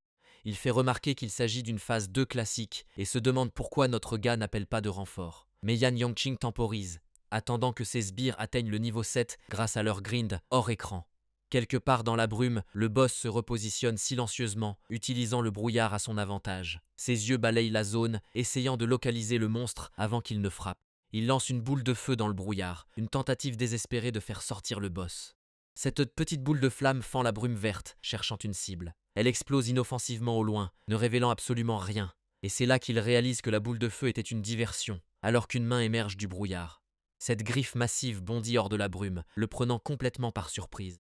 Il note la stratégie du boss, drainer son armure au corps à corps, mais il a un tour dans son sac. Sa main frappe, mais se connecte avec un éclair de lumière. Il ne va pas tomber si facilement. Les yeux du spectre se fixent sur lui, absolument furieux qu'il soit toujours debout. Yan Yongqing répond avec un balayage massif de son épée sacrée, un flou de lumière dorée. Il grimpe sur la paroi de la caverne, parant un coup de griffe avec une explosion d'énergie sacrée. De retour avec l'équipe, le brouillard se dissipe enfin, et son ami souligne le chaos absolu. Ce type fait juste un signe de la main décontractée, appelant Yan Yongqing comme si de rien n'était. Il explique que Dove et Aileen sont retournés chercher du minerai, car évidemment le nain a fait ça. Ils sont apparemment retournés dans le tunnel d'évacuation que Rark avait si commodément fourni. Et voilà Dove, riant comme un fou en remplissant son sac de cristaux bleus brillants. Il plonge sa main dans une crevasse, saisissant le plus gros minerai précieux qu'il peut trouver. Mais un pied frappe soudainement le sol, épinglant le cristal juste sous ses petits doigts avides. C'est Aileen, le surplombant et exigeant de savoir pourquoi il marche sur son minerai magique. Elle a l'air sincèrement confuse, demandant ce qu'il pense ramasser exactement. Ce nain regarde en retour, complètement déconcerté par sa question. Puis son visage se contorsionne de terreur alors que l'illusion se brise enfin autour de lui. Il s'avère que ce gisement de minerai est en fait une fosse remplie de squelettes. Dove perd les pédales, réalisant qu'il a profané la tombe d'un roi nain. Il essayait de fourrer des crânes et des os littéraux dans son sac magique depuis tout ce temps. Ce nain est laissé à genoux au milieu des restes squelettiques, son hallucination alimentée par la cupidité s'est envolée. Il finit par comprendre qu'il était sous un sort de charme dès qu'il est entré dans le donjon. Aileen demande alors pourquoi elle n'a pas été affectée et elle n'en a absolument aucune idée. La théorie brillante d'Aileen est que le gaz toxique a eu le nain parce qu'il est petit. Quelle analyse scientifique. Son ami totalement inconscient dit à Yan Yongqing qu'il va rassembler les autres pour partir. Mais il n'obtient aucune réponse, juste un regard vide, et le gars commence à paniquer un peu. Il tend la main pour attirer son attention en l'appelant par son nom. Et sa main traverse le corps du gars. Il parlait à un fantôme depuis le début. Soudain, du sang goutte du plafond, s'éclaboussant sur lui et brisant l'illusion. Ses yeux s'écarquillent de pure terreur en réalisant que quelque chose ne va pas du tout. En levant les yeux, il voit le vrai Yan Yongqing effondré sur un tas de rochers au loin. Ce gamin est totalement ailleurs, laissant son ami se demander comment il est arrivé là si vite. Puis il remarque qu'il lui manque un bras et se demande qui l'a coupé, puisque le boss devait être mort. Le choc le frappe alors qu'il fixe le moignon sanglant là où se trouvait son bras. Au-dessus de lui flotte une nouvelle démone, tenant nonchalamment son membre sectionné. Voilà où toute la scène est un désastre. Yan Yongqing est à terre, son ami se vide de son sang et le vrai boss est arrivé. Elle est très intéressée par l'aura démoniaque de Yan Yongqing. Voulant l'étudier pour ses secrets, elle plonge pour attraper notre héros inconscient, prête à commencer ses recherches. Mais un marteau de guerre géant surgit de nulle part, visant droit son visage. Elle bloque de justesse l'attaque surprise, l'impact provoquant une onde de choc massive dans l'air. Ce coup la fait reculer, offrant à Yan Yongqing un répit bien nécessaire. Le marteau retourne à son propriétaire, c'est le chevalier démon des enfers, qui voit enfin son vœu exaucé. Il atterrit et voit immédiatement l'ami qui saigne sur le sol, évaluant le champ de bataille. Ce chevalier démon comprend tout, ils ont été empoisonnés et combattaient leurs hallucinations. Il serre son marteau de guerre, furieux d'être arrivé trop tard pour arrêter le carnage. Pendant ce temps, la démone est confuse, se demandant pourquoi un nain est ici au lieu de collecter du minerai. Soudain, un marteau de guerre traverse l'air en sifflant, droit vers sa tête. Il s'écrase sur le sol avec une force incroyable alors qu'elle bondit de justesse. Elle suppose que c'est la chasseuse, Aileen, qui est vraiment très douée pour se cacher. Mais le chevalier démon, qu'elle voit comme un nain, arrive en vol pour un assaut direct. Il abaisse son marteau avec un swing massif qui fait trembler la terre. Elle l'attrape nonchalamment d'une main, se moquant de son niveau inférieur. Un coup de maître. Sa main commence à briller d'une énergie toxique, prête à lui faire regretter son arrivée. Ses yeux s'écarquillent de choc alors que l'explosion le frappe à bout portant. Cette vague d'énergie verte l'envoie valser à l'autre bout de la grotte. À une distance sécurisée, Aileen observe le tourbillon d'énergie, repensant probablement à ses choix de vie. La démone se moque de la tentative d'embuscade, ne voyant pas le marteau revenir pour une deuxième manche. Mais le chevalier démon est déjà sur ses pieds, saisissant sa cheville pour la maintenir sur place. Elle est totalement stupéfaite, se demandant comment il est encore en vie après un coup direct. Il tient bon, son armure craque, lui disant qu'elle ne s'échappera pas cette fois. Piégée, elle regarde avec horreur le marteau revenir et remplir tout son champ de vision. Le coup est brutal et réorganise son visage, envoyant des ondes de choc partout.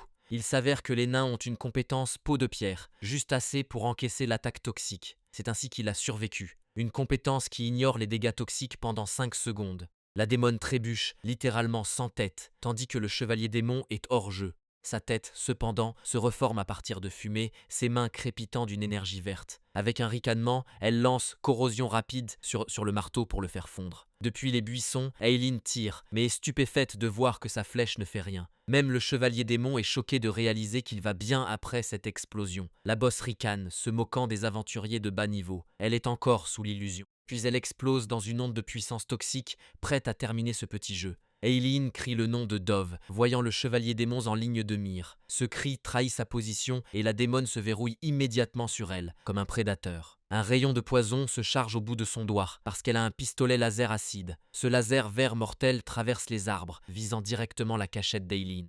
Il percute la cible dans une énorme explosion, projetant Aileen dans les airs comme une poupée de chiffon.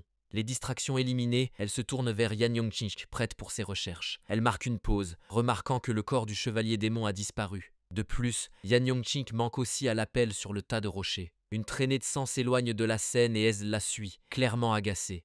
Elle mène tout droit à l'ami manchot de Yan Yongching, qui transporte notre garçon inconscient. Il saigne partout, mais réussit à porter son ami à travers les bois. Quel dévouement! Mais la démone les rattrape, disant que la fuite est impossible alors qu'elle prépare un tir. Elle lance un autre rayon de poison, déterminée à les achever tous les deux. Son ami encaisse le rayon, utilisant son propre corps comme bouclier pour Yan Yongching. Le gars est littéralement désintégré, un regard de choc final sur le visage, et toute la zone explose dans un geyser de lumière verte toxique. La démone ricane, agacée d'avoir tué accidentellement son projet de recherche. Dans la fumée, une main apparaît, alors qu'une voix dit qu'il a compris son petit tour. C'est Yan Yongching, non seulement en vie mais maintenant niveau 7. Attends, où est son ami? La démone est stupéfaite et demande d'où vient son expérience. Pendant ce temps, dans un autre donjon, son sbire vient de vaincre le boss final. Ce petit gars est fier, annonçant que son seigneur a enfin atteint le niveau requis. De retour au combat, Yan Yongching explique qu'il n'a jamais senti de réelle intention meurtrière, car tout le groupe hallucine à cause du gaz toxique depuis leur entrée. Maintenant, il invoque son propre pouvoir, une boule d'énergie rose prête à l'action, révélant que ses flammes peuvent enflammer le poison, une compétence supprimée à bas niveau. La démone n'apprécie pas et tire une autre explosion toxique vers lui. Elle percute le sol juste devant lui, éclatant dans une explosion toxique. Elle perd son calme, hurlant tout en lançant une volée de balles de poison liquide. Notre gars évite la tempête d'acide, esquivant chaque tir avec aisance, puis il réduit la distance en un éclair, délivrant un coup de pied brutal dans son estomac. L'impact l'envoie voler en arrière, s'écrasant au sol avec une force dévastatrice. Mais elle guérit déjà, l'énergie verte recousant son corps instantanément. Yan Yongching est stupéfait de réaliser qu'elle possède une magie de régénération rapide. Elle est furieuse, pas parce qu'elle perd, mais à cause d'une potentielle cicatrice. Notre héros n'est pas impressionné et charge sa propre boule d'énergie rose. Il rencontre son explosion de plein fouet et les deux attaques entrent en collision. Elle jubile dans la fumée, expliquant que ses flammes transforment son poison en gaz mortel. Yan Yongching sourit, nullement dérangé par sa leçon de science. Puis il lance sa propre technique, l'ignition de la flamme du temps, en plein visage. Son expression satisfaite se transforme en terreur alors que les flammes l'engloutissent. La zone s'embrase dans un enfer rose, un spectacle de lumière magnifique et mortel. Quand la fumée se dissipe, Yan Yongching est le seul debout sur la terre brûlée. Il gagne 400 points d'expérience pour la victoire, ce qui semble assez faible, honnêtement. Dans le cratère, le corps de la démone se dissout en fumée noire. Mais c'était une autre illusion, elle se reforme déjà, pensant l'avoir encore trompé. Son nouveau plan est de battre en retraite, récupérer, puis éliminer ses amis un par un. Alors qu'elle s'apprête à s'échapper, une étrange lumière bleue traverse sa vision. Soudain, elle est frappée d'en haut, hurlant à propos d'une 6e personne en embuscade. Une main démoniaque s'abat près d'elle. Attends, il y a maintenant une 7e personne. Avant qu'elle ne puisse réagir, une créature démoniaque massive l'attrape par derrière. Elle perd les pédales, hurlant de demander d'où sortent tous ces gens. Une entaille d'énergie rouge fend l'air et percute la démone. Elle est projetée par une vague d'énergie rose et blanche, totalement submergée. Puis un rayon vert surgit d'en bas et elle crie à propos d'un 8e attaquant. Avant qu'elle ne puisse bouger, une gueule de monstre géante s'ouvre pour la vallée entière. Coupe sur un scarabée quelconque vacante à ses occupations, l'air très confus. Soudain, un poing démoniaque rouge le frappe violemment sur le côté de la tête. Le scarabée a mangé le boss, et ses nouveaux amis démons exigent qu'il la recrache. Le monstre scarabée la recrache sans ménagement, couverte de bave de monstre. Yan Yongqing apparaît, notant calmement qu'elle respire encore. Ses autres sbires démoniaques l'attendent, cherchant des instructions. Ils s'inclinent devant lui, l'appelant seigneur. L'escouade est au complet. Mais la démone refuse de se soumettre à un humain, préférant mourir. Yan Yongqing lève son épée et lui dit de passer à l'acte, sans être impressionné. Son numéro de dur se brise quand elle voit la lame, réalisant qu'il est sérieux. Un flash de lumière l'enveloppe alors qu'elle change soudainement d'avis. Ses autres sbires la regardent de haut, accueillant une nouvelle ordure dans l'équipe. Et juste comme ça, elle est sous une nouvelle forme, agenouillée à ses pieds. Elle incline la tête, totalement soumise, une nouvelle démone dans son armée grandissante. Ces statistiques confirment l'amélioration. Sa forme démoniaque est plus forte et il gagne ses compétences. Il obtient aussi un orbe de venin et des matériaux magiques pour de nouveaux équipements. Pendant ce temps, l'un de ses sbires profite de la sensation de devenir plus fort. À ce moment, Yan Yongqing aperçoit Aileen au loin, portant l'un de leurs membres tombé. Elle est en larmes, criant que ses amis sont dans un état critique. Ayant épuisé ses potions, elle n'a plus d'option, mais Yan Yongqing intervient. Son sbire chevalier démon se porte volontaire, insistant pour que son seigneur ne se salisse pas les mains. Une vague d'énergie curative dorée jaillit des mains du démon. Elle baigne les aventuriers, le sbire notant qu'ils seraient guéris s'ils avaient assez d'XP. Aileen est confuse, se demandant où sont passés les sbires de pierre du boss. Sa nouvelle recrue tente de marquer des points en révélant l'emplacement de coffres au trésor. Un autre sbire lance un regard noir. Agacé par la ruse de la nouvelle, cette lumière de guérison continue de réparer les blessures du groupe. Yan Yongqing voit qu'ils sont hors de danger, mais leurs membres exigent un prêtre de haut niveau. Il dit à Aileen de les escorter vers un grand prêtre et promet de payer les frais. Pour être sûr, il assigne sa nouvelle démone Netaou comme garde du corps. Elle est ravie de sa mission d'escorte, tandis qu'il demande aux autres de le suivre au trésor. Il pense que le groupe d'Aileen sera en sécurité avec une démone niveau 7. Aileen part, portant le chevalier inconscient, avec son escorte démoniaque. La démone demande pourquoi elle a drapé un tissu sur le nain, et Aileen rougit. Cette logique échappe au démon, qui pense que les coéquipiers doivent être utilisés, nus ou non. Elle ouvre une sorte de portail dans le sol, prête à les sortir de là. Une paire d'yeux rouges brille d'une rage démoniaque, signalant une embuscade. L'un des sbires de Yan Yongqing s'écrase comme une météorite, brisant le sol de pierre. Mais une chaîne lourde s'élance immédiatement, s'enroulant autour de son poing. La chaîne le tire en arrière dans les airs, le prenant totalement au dépourvu. Il réalise que son attaquant est un autre spécialiste des embuscades, alors que leurs pouvoirs s'entrechoquent. Soudain, il est piégé dans une toile massive de chaînes, immobilisé dans les airs. D'en bas, Netahu crie, proposant de le libérer du piège. Le sbire ricane, lui disant de surveiller ses arrières au lieu de s'inquiéter pour lui. Elle se retourne, surprise, pour trouver une silhouette sombre aux yeux rouges derrière elle. C'est le coupable, un type avec un sourire de requin qui prend trop de plaisir. Ses chaînes se resserrent, écrasant le sbire dans un vortex d'énergie noire. Le sbire lutte contre les liens, des étincelles volant alors qu'il tente de se libérer. Netahu est glacé de choc avec le nouveau méchant qui la domine. Il sourit, disant qu'il espérait qu'il viendrait, confirmant que c'était un piège. Pendant ce temps, l'équipe de Yan Yongqing trouve un coffre rempli de cristaux magiques. L'un des sbires vante la chance incroyable de son seigneur, inconscient du danger. Yan Yongqing, cependant, ne célèbre pas, son visage tendu par une terreur soudaine. Le sbire tente de l'égayer, promettant encore plus de butin. Lisez la pièce, s'il vous plaît. Il l'interrompt, expliquant que Netahu est attaqué et lui donne de nouveaux ordres. D'un signe de tête, elle se téléporte pour gérer le trésor pendant qu'il va sauver son équipe. Netahu est à terre, perdant du sang tandis que l'ombre de l'agresseur plane sur elle. En haut, le méchant aux chaînes se tient au-dessus d'un autre sbire piégé. Le sbire est coincé dans du goudron noir, réalisant que la route de fuite était un piège. L'agresseur jubile, disant que c'est un piège renforcé par magie, sans aucune issue. Voici Zouyin, un chasseur de niveau 7 qui prévoit de tuer le sbire puis son maître. Le démon est furieux, mais Zouyin ricane, pensant qu'il simule son niveau. Il donne un cours sur le fait qu'on ne peut pas simuler un niveau dans ce système. Le sbire demande quel niveau il a l'air d'avoir. alors qu'un visage démoniaque apparaît derrière Zuyin. Zuyin est effondré, réalisant que le sbire est réellement niveau 7 et ne peut pas faire le calcul. Ce traître était déjà niveau 6 en rejoignant le groupe, et il n'a pas seulement pris l'XP du boss. Il demande avec un sourire vraiment détestable où sont passés les autres sbires du donjon.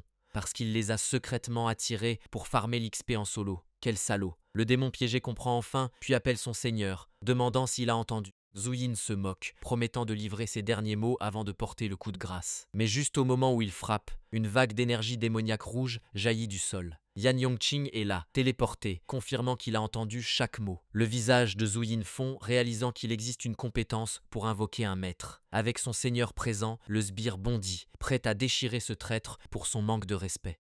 Yan Yongqing fait un signe de main, activant un piège de son cru. Un pilier de pierre massif jaillit du sol, donnant à Zuyin un avant-goût de son propre médicament. Le sbire se jette sur le traître, mais Zuyin lance déjà son sort depuis le sol. Avec un arc descendant massif, le sbire porte un coup de pied dévastateur. Mais Zuyin est trop rapide, esquivant l'attaque et grimpant sur la paroi du cratère. Cela laisse le sbire coincé au fond d'un piège, une manœuvre classique de méchant. Puis un cercueil de pierre appelé étreinte de l'amant surgit pour l'enfermer. Zuyin jubile, disant que même si Yan Yongqing a évité le paillasson, il avait des pièges. Il appelle celui-ci le cercueil de l'étreinte, conçu pour sa cible. Quel prévenant. Juste comme ça, des pointes massives jaillissent de l'intérieur, transformant le cercueil en vierge de fer. Zuyin vérifie ses notifications, agacé par l'absence d'XP. Sa cible est en vie. Soudain, une vague d'énergie rouge l'enveloppe, effaçant le sourire de son visage. La zone explose dans un souffle violent de puissance démoniaque brute. Quand la fumée se dissipe, une main démoniaque en fusion est tout ce qui reste. Un autre sbire a invoqué Yan Yongqing, et il se demande si le traître est mort. Mais Yan Yongqing ne reçoit aucune notification d'XP, réalisant que Zuyin était un leurre. Il scanne le paysage désolé, essayant de localiser où se cache le vrai salaud.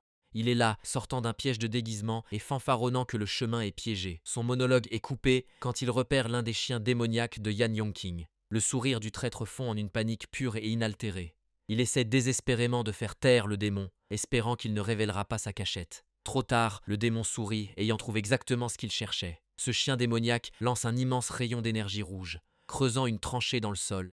Il frappe pile sur la cachette de Zuyin, provoquant une énorme explosion de puissance démoniaque. Il est projeté en arrière, virevoltant dans les airs alors que l'onde de choc dévaste la zone. Ce type se plaint que le gros l'a forcé à gaspiller un piège de substitution, tout en préparant son prochain coup. Mais une vague d'énergie sombre jaillit soudain du sol, le prenant complètement au dépourvu. Un énorme pic rouge cristallin surgit du sol, visant droit sur lui. Des vrilles noires semblables à du goudron jaillissent du pic, prêtes à l'emprisonner. De plus en plus de pics sortent du sol, transformant toute l'issue de secours en piège mortel. Cette zone entière devient une forêt de pics acérés, un magnifique exemple de justice poétique. Zuyin reste là, stupéfait, réalisant que le chevalier démon a déclenché tous ses pièges avec une seule attaque de zone. Son visage se décompose de pure terreur quand il réalise qu'il doit s'enfuir, et vite.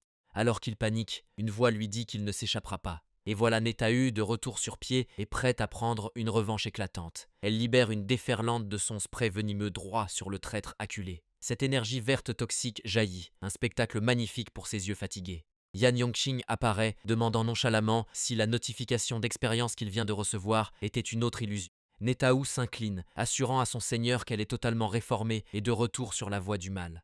Son équipe réunie, Yan Yongqing déclare qu'il est temps de régler ses comptes pour de bon. Zuyin, maintenant devenu un démon, fixe ses nouvelles statistiques qui apparaissent sous ses yeux. Ses nouveaux coéquipiers démoniaques l'encerclent immédiatement, accueillant le bleu dans l'escouade. Le bizutage commence. Son équipe assemblée, Yan Yongqing se prépare à jouer les managers et à déléguer quelques tâches. D'abord, Argus est chargé de soigner le groupe d'Aileen et d'agir sous couverture comme leur ange gardien. Un autre groupe a la glorieuse mission de farmer de l'expérience, avec l'ordre strict d'ignorer tout butin brillant. Enfin, il se tourne vers la nouvelle recrue, la plus facile à frapper, le traître Zuyin. Notre traître Boudrage, visiblement pas ravi de son changement de carrière démoniaque. Le plan est qu'ils retournent avec Netahu dans leurs anciennes guildes, comme agents doubles pour apporter leur propre mort. Et Zuyin adore ça, qualifiant le plan de brillant. Il est né pour ce genre de travail. Ailleurs, un groupe d'aventuriers se fait massacrer par un boss mammouth géant, appelant désespérément à l'aide. Observant depuis les falaises, une silhouette solitaire contemple le chaos en contrebas. Cet observateur est Zhu, un homme lézard de niveau 10 et chef de guilde, un sacré poids lourd. En bas, le pied du mammouth est sur le point de transformer l'un des aventuriers en crêpe. Un tank se précipite pour intercepter le coup, criant après un soigneur pour rester en vie. Sa prêtresse lui hurle d'activer sa compétence défensive pendant qu'elle commence une longue incantation. Dans un rugissement, le guerrier active son ultime, bouclier hybride érigeant une barrière d'énergie massive. Il se vante d'avoir résisté à un boss pendant 1 minute entière avec ça. Parole célèbre avant la chute. Le pied du mammouth frappe et ce bouclier inébranlable se fissure instantanément comme une toile d'araignée. Et voilà, il vole en éclats alors que le mammouth lui fonce droit dessus. Son piétinement crée un cratère massif, l'onde de choc pulvérisant toute la zone alentour. Ses coéquipiers regardent avec horreur, réalisant que leur tank s'est fait tuer en un coup malgré son ultime. Terrorisés, les autres membres du groupe commencent à hurler qu'ils sont tous condamnés. Ce boss mammouth tourne soudain la tête, ses yeux rouges se fixant sur une nouvelle menace. Juste à temps, un des aventuriers pointe vers le haut, annonçant l'arrivée de leur chef de guilde.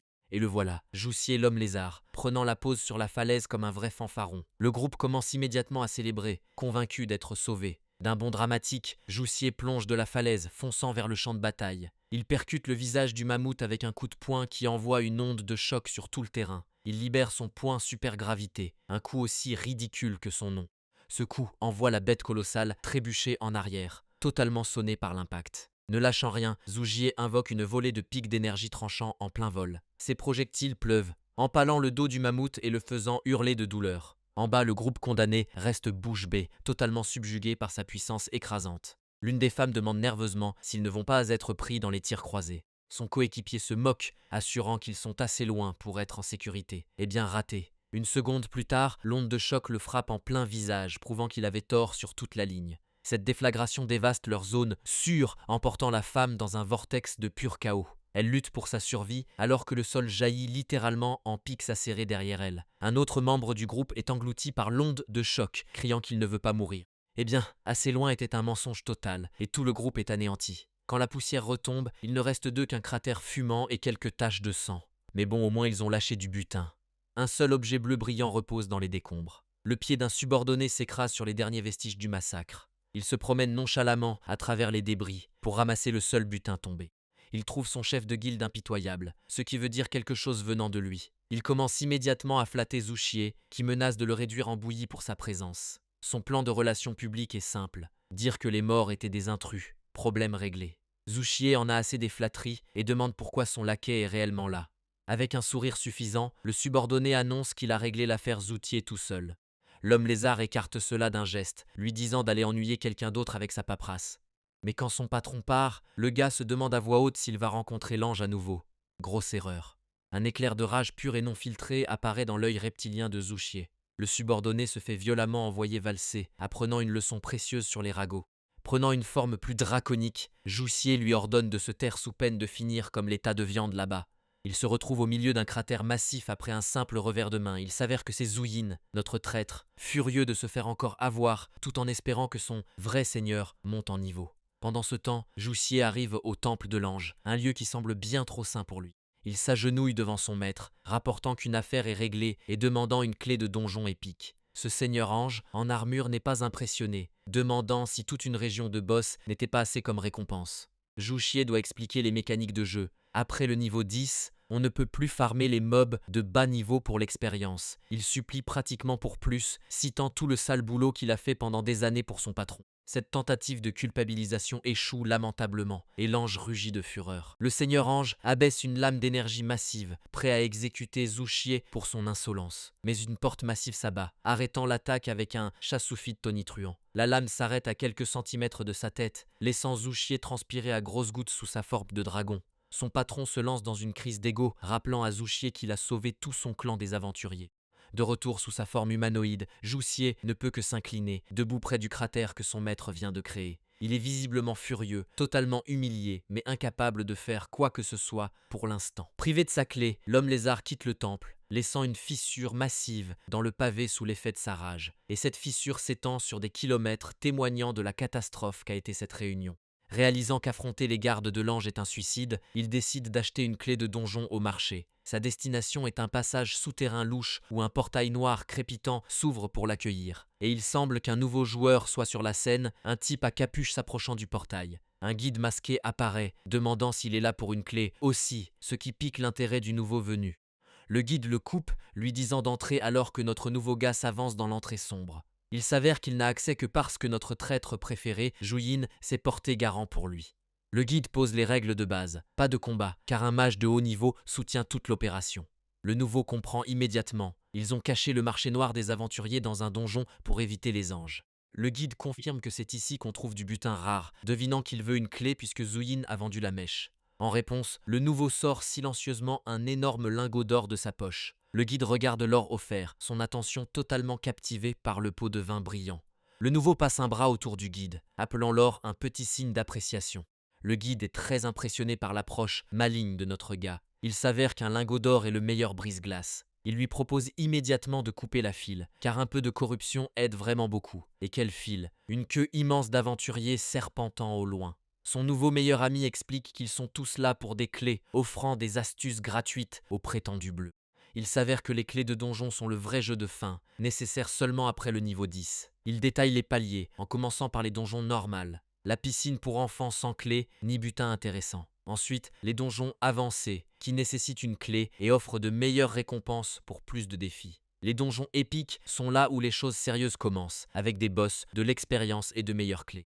Au sommet se trouvent les donjons légendaires, où même les pros se font anéantir pour le meilleur butin. Notre gars demande si terminer un donjon de niveau 40 améliore la clé, et le guide confirme. Il comprend alors. Si les clés peuvent s'améliorer à l'infini, alors le niveau maximum est un mensonge total. Mais le guide révèle le piège, personne n'a jamais trouvé de donjon au-delà du niveau 40, rendant les clés inutiles. Le nouveau transpire, réalisant que tout ce système est un tapis roulant frustrant. Il se souvient que le guide a mentionné 5 paliers et demande quel est le dernier.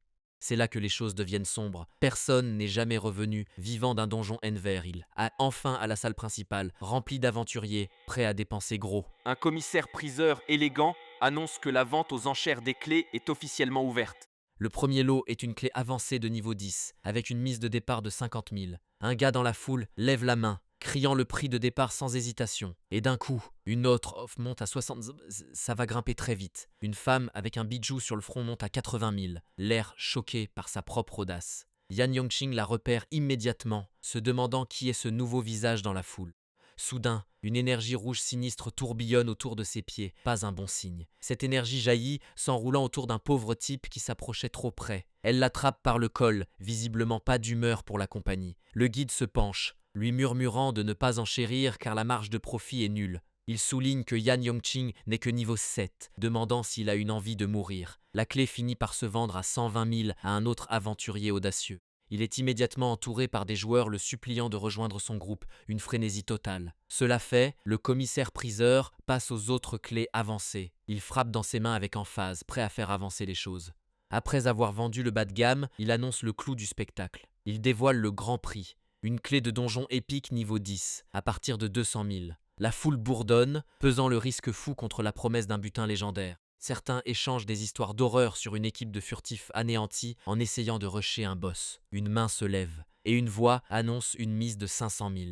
C'est Zhu Xie, le chef de guilde homme lézard, bien trop décontracté pour lâcher un demi-million. Le guide prévient Yan Yongqing qu'il faut ce niveau de puissance pour survivre à un run épique. Il s'avère que tout cela faisait partie du plan, il savait que Zhu Xie serait là. Et quand il demande si le chef de guilde le reconnaîtrait, la réponse est non. Il est trop important pour connaître les visages. Yan Yongqing regarde, se demandant pourquoi le chef de guilde est si désespéré de monter en niveau. Le guide spécule que son récent voyage au temple de l'ange a dû vraiment l'énerver. Avec un regard suffisant, Zhu Xie monte à 600 000, défiant quiconque de rivaliser. Mais sa confiance s'effondre quand une autre enchère arrive, le laissant bouche bée. C'est la femme de tout à l'heure, l'air trop satisfaite d'elle-même alors qu'elle entre dans la guerre des enchères. Elle lâche nonchalamment 1 million, envoyant toute la salle dans une frénésie. Même Yan Yongqing est époustouflé, murmurant que le prix devient totalement insensé. Le guide est d'accord, soulignant qu'1 million pour une clé niveau 10 est un investissement terrible. Mais il s'arrête avec un regard entendu, laissant entendre qu'il y a plus là-dedans que de l'argent. Un reflet sinistre apparaît dans l'œil de Yan Yongqing alors qu'il réalise ce qui se passe vraiment. Il s'avance, déclarant qu'il a le contrôle et que personne n'osera enchérir maintenant. Sauf que quelqu'un enchérit, et Zhu Xie est furieux quand le prix bondit à 1,5 million. Il se retourne pour voir sa rivale à la gemme frontale faire monter les enchères encore une fois. Elle lui fait un clin d'œil, appréciant visiblement de le mettre en rogne. Pour ne pas être en reste, Zhu Xie lève 2 doigts, montant à 2 millions. Sans ciller, elle répond immédiatement par 2,1 millions. C'est devenu personnel. Les enchères s'accélèrent en un flou, passant les 3 et 4 millions en quelques secondes. Maintenant, il bout, convaincu qu'elle se moque de lui et jurant de la faire payer. Il met tout le paquet, frappant du poing et rugissant une mise finale de 5 millions. La foule explose, impressionné que le plus fort niveau 10 ait lâché une telle somme. Zhu Xie sourit, la défiant de surenchérir et promettant de se retirer. Un plan infaillible. Elle suit son bluff instantanément, laissant l'homme lézard sans voix alors que son ego dégonfle. Son cerveau court-circuite, essayant de calculer comment il s'est fait avoir si proprement. Puis la rage monte, réalisant qu'elle le trollait juste pour le ruiner. Il hurle pour trouver sa position, jurant de tuer la sale femme qui l'a embarrassé. Dans l'ombre, sa menace monte jusqu'à tuer tous ceux qu'elle a jamais rencontrés, très mature. Pendant ce temps, Yan Yongqing et son guide sont dehors, le guide s'excusant pour la mission ratée. Ils se lamentent qu'une inconnue ait tout gâché pour eux. Mais Yan Yongqing reste calme, admettant que battre le portefeuille de Zhu Xie n'allait jamais être facile.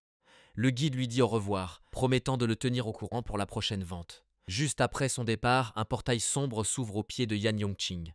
La femme a la gemme Zomst, et il la félicite d'avoir mené Zhu Xie par le bout du nez. Tout était un piège. Elle est juste un peu déçue qu'il n'ait pas pu récupérer les 5 millions du lézard. Soudain, une nouvelle voix intervient, et elle se retourne surprise. C'est le commissaire-priseur. Beaucoup trop suffisant pour quelqu'un qui vient d'apparaître. Elle menace immédiatement de le réduire au silence pour avoir écouté leur monologue privé. Ses yeux se plissent avec intention meurtrière, prête à passer à l'acte. Mais l'œil du commissaire brille de puissance, révélant qu'il est bien plus qu'un simple vendeur. Il la désigne comme un démon esclave du Seigneur, et elle ne peut même pas le nier. Yan Yongqing révèle qu'il savait depuis le début et a utilisé le démon pour son plan. L'homme lui remet une carte chargée de 4 millions, le reste de leur petite mise en scène. Yan Yongqing prend la carte, qualifiant cela d'argent de départ pour la prochaine phase de son plan. Son partenaire démon pose la question à 1 million. Qu'en est-il de la clé qu'ils étaient censés obtenir? Juste là, un téléphone vibre avec un transfert d'un demi-million. Ils avaient un plan de secours. Un assassin encapuchonné s'incline profondément, remerciant son grand boss pour le paiement. Il s'avère que Yan Yongqing a acheté une clé directement à un pauvre aventurier pour une bouchée de pain. Le vendeur était l'unique survivant d'un groupe, désespéré de se débarrasser de la clé maudite. Quelqu'un observait. D'une branche proche, un lézard reprend sa forme de Zhu Xie, qui espionnait depuis le début. Il apprend que la clé est pour un groupe de 5, et avec seulement 2 personnes, il reste 3 places. Il attrape 2 de ses gardes, leur ordonnant de le suivre et de foncer dans le donjon. Un garde transpire, sachant qu'entrer avec son patron enragé est une condamnation à mort. Mais quand Zhu Xie touche le portail, il affiche requête refusée. Le donjon est soudainement plein, il est furieux, demandant comment c'est possible alors que seuls 2 sont entrés. Ces 2 gardes, eux, sont à genoux, remerciant les cieux d'avoir été miraculeusement épargnés. Vaincu, Zhu Xie dit à ses hommes de faire leur propre donjon et de gérer cette femme plus tard. Pendant ce temps, Yan Yongqing remercie son équipe démoniaque pour le travail accompli. Maintenant révélé en tant que seigneur démon niveau 10, il promet de faire monter en niveau toute son équipe. L'un de ses alliés confirme que son talent de déguisement est parfait, cachant son vrai niveau. D'un regard satisfait, il joint ses mains, prêt à annoncer une récompense pour leur loyauté. Il a débloqué une compétence pour créer une légion démoniaque, laissant ses subordonnés recruter leurs propres sbires. C'est l'heure de bâtir un empire. Son équipe de démons, nouvellement renforcée, perd littéralement la tête sous l'effet de l'excitation. Mais son principal partenaire remarque immédiatement que l'un de leurs membres, Pondi, a déjà disparu. Il s'avère que le petit démon rond les a lâchés pour aller cultiver des monstres. Adieu le travail d'équipe. Il explique les nouvelles règles. C'est chacun pour soi, et celui qui invoque le plus de sbires gagne les faveurs du boss. Yan Yongqing regarde simplement sa nouvelle légion plonger immédiatement dans un chaos total. Il reçoit ensuite une mise à jour de son éclaireur, Netahu, sur la situation à l'extérieur du donjon. Ce rapport confirme que Zhu Xie et ses sbires sont entrés dans leur propre donjon pour farmer de l'expérience. Utilisant une nouvelle compétence de discrétion, Netahu décide de camper la sortie et d'attendre leur apparition. Pendant ce temps, à l'intérieur de leur propre donjon, l'un de ces démons en armure repère la première vague de monstres. C'est toute une mine grouillante d'hommes rats en colère, qui ne semblent pas ravis de voir des visiteurs.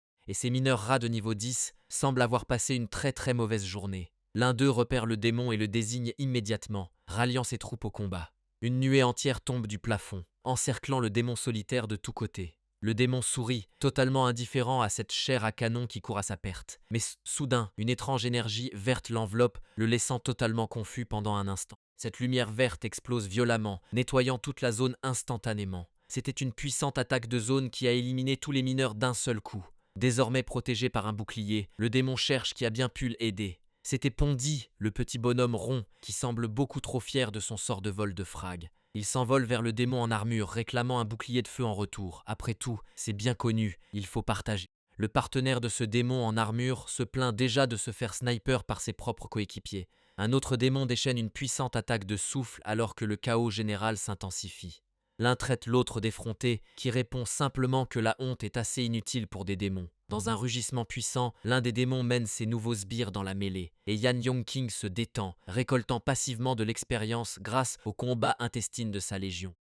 Pendant ce temps, dans le donjon de Zuxier, ses sbires affrontent des cafards tueurs géants du grand spectacle. L'un de ses gardes en armure est clairement en difficulté, peinant à résister contre la répugnante nuée. Zuxier domine son subordonné épuisé, le traitant de moins que rien, un vrai leader, ce type. Il se plaint ensuite que son équipe meurt avant le boss, s'attribuant tout le mérite de leur survie.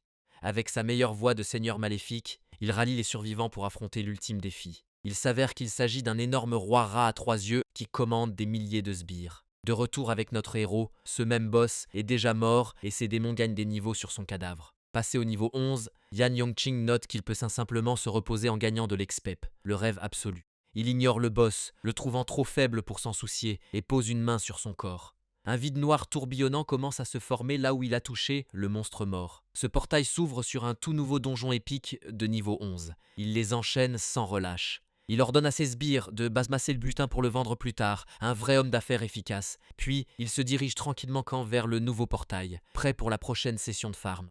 À l'intérieur, son armée de démons est déjà en train d'assaillir un nouveau boss enchaîné. Les notifications de montée de niveau n'arrêtent pas de tomber alors que son équipe dévaste ce donjon de plus haut niveau. Yan Yongqing monte encore d'un niveau alors qu'une main jaillit d'un portail sombre qu'il vient de créer. Maintenant au niveau 19, il fait remarquer avec arrogance que ces donjons épiques sont trop faciles. Il ne porte vraiment pas la poisse. Pendant ce temps, dans le donjon de Zuxier, l'un de ses gardes se fait fracasser le crâne en suppliant de l'aide. Toute son équipe est en train de se faire décimer par un boss minotaure de niveau 14 et ce n'est pas beau à voir. Zuxier doit donc intervenir lui-même, se jetant sur la bête sous sa forme d'homme lézard. Le minotaure rugit de fureur en encaissant le coup de plein fouet. D'un coup massif, le sol vole en éclats et le boss est vaincu, mais une grande partie de son équipe avec. Il commence immédiatement à humilier les survivants, les traitant d'inutiles pour avoir péri dans un donjon de niveau 15. Le type regrette littéralement ses recrutements en plein donjon. Un modèle de management, vraiment. Mais l'un de ses gardes terrorisés tente de le prévenir de quelque chose qui apparaît juste derrière lui. Zuxier se retourne, complètement agacé d'être interrompu pendant sa crise de colère. Juste à temps pour voir un énorme portail violet menaçant s'ouvrir dans les airs. D'où sort un boss minotaure de niveau 22, faisant passer le précédent pour un débutant. Son garde perd la tête, car les monstres n'étaient pas censés pouvoir franchir les portails. Zuxier lève la main, prêt à déchaîner une nouvelle attaque pour montrer à ce boss qui commande. Ce nouveau minotaure semble chanceler sous la pression psychique de son sort, et il libère une onde de choc massive qui dévaste totalement la zone. Sauf que le boss est totalement indemne, laissant Zuxier absolument stupéfait. Son visage crie littéralement « J'ai fait une énorme erreur », alors que la réalité de la situation s'impose. Car le minotaure sort de la fumée, les yeux rouges brillants, sans la moindre égratignure. Pendant ce temps, un portail violet aléatoire s'ouvre dans les bois, juste à côté d'un poste de péage. Au bureau, un gamin en costume encaisse une taxe avec un air totalement désintéressé. C'est alors que quelqu'un en basket neuve du portail, prêt pour l'aventure, un nouveau venu émerge, avec beaucoup trop de classe et d'assurance pour cette situation. Le gamin du péage l'arrête immédiatement, posant une main sur sa poitrine tel un videur. Il exige qu'il paie la taxe de donjon avant de passer. Quelle arnaque! Notre nouveau protagoniste hausse un sourcil, demandant quelle guilde gère cette petite escroquerie. Et le gamin annonce fièrement qu'il vient de la guilde du Scorpion de Zou, vantant le farming de son boss à l'intérieur. Le type au sweatshirt demande calmement ce qui se passe s'il n'a pas envie de payer. Le sbire commence à le menacer, pointant le ciel et promettant que son boss va l'écraser. Mais le nouveau venu pointe aussi le ciel en demandant « Tu parles du gars là-haut ». Le sbire lève les yeux totalement horrifié de voir son boss être expulsé du donjon comme un boulet de canon. Alors que le ciel se remplit de débris issus de l'explosion qui a fracassé la sortie du donjon. Et l'énorme boss minotaure de niveau 22, vu plus tôt, s'écrase juste après lui. Ce colosse est désormais libre, traversant les airs sans rien pour l'arrêter.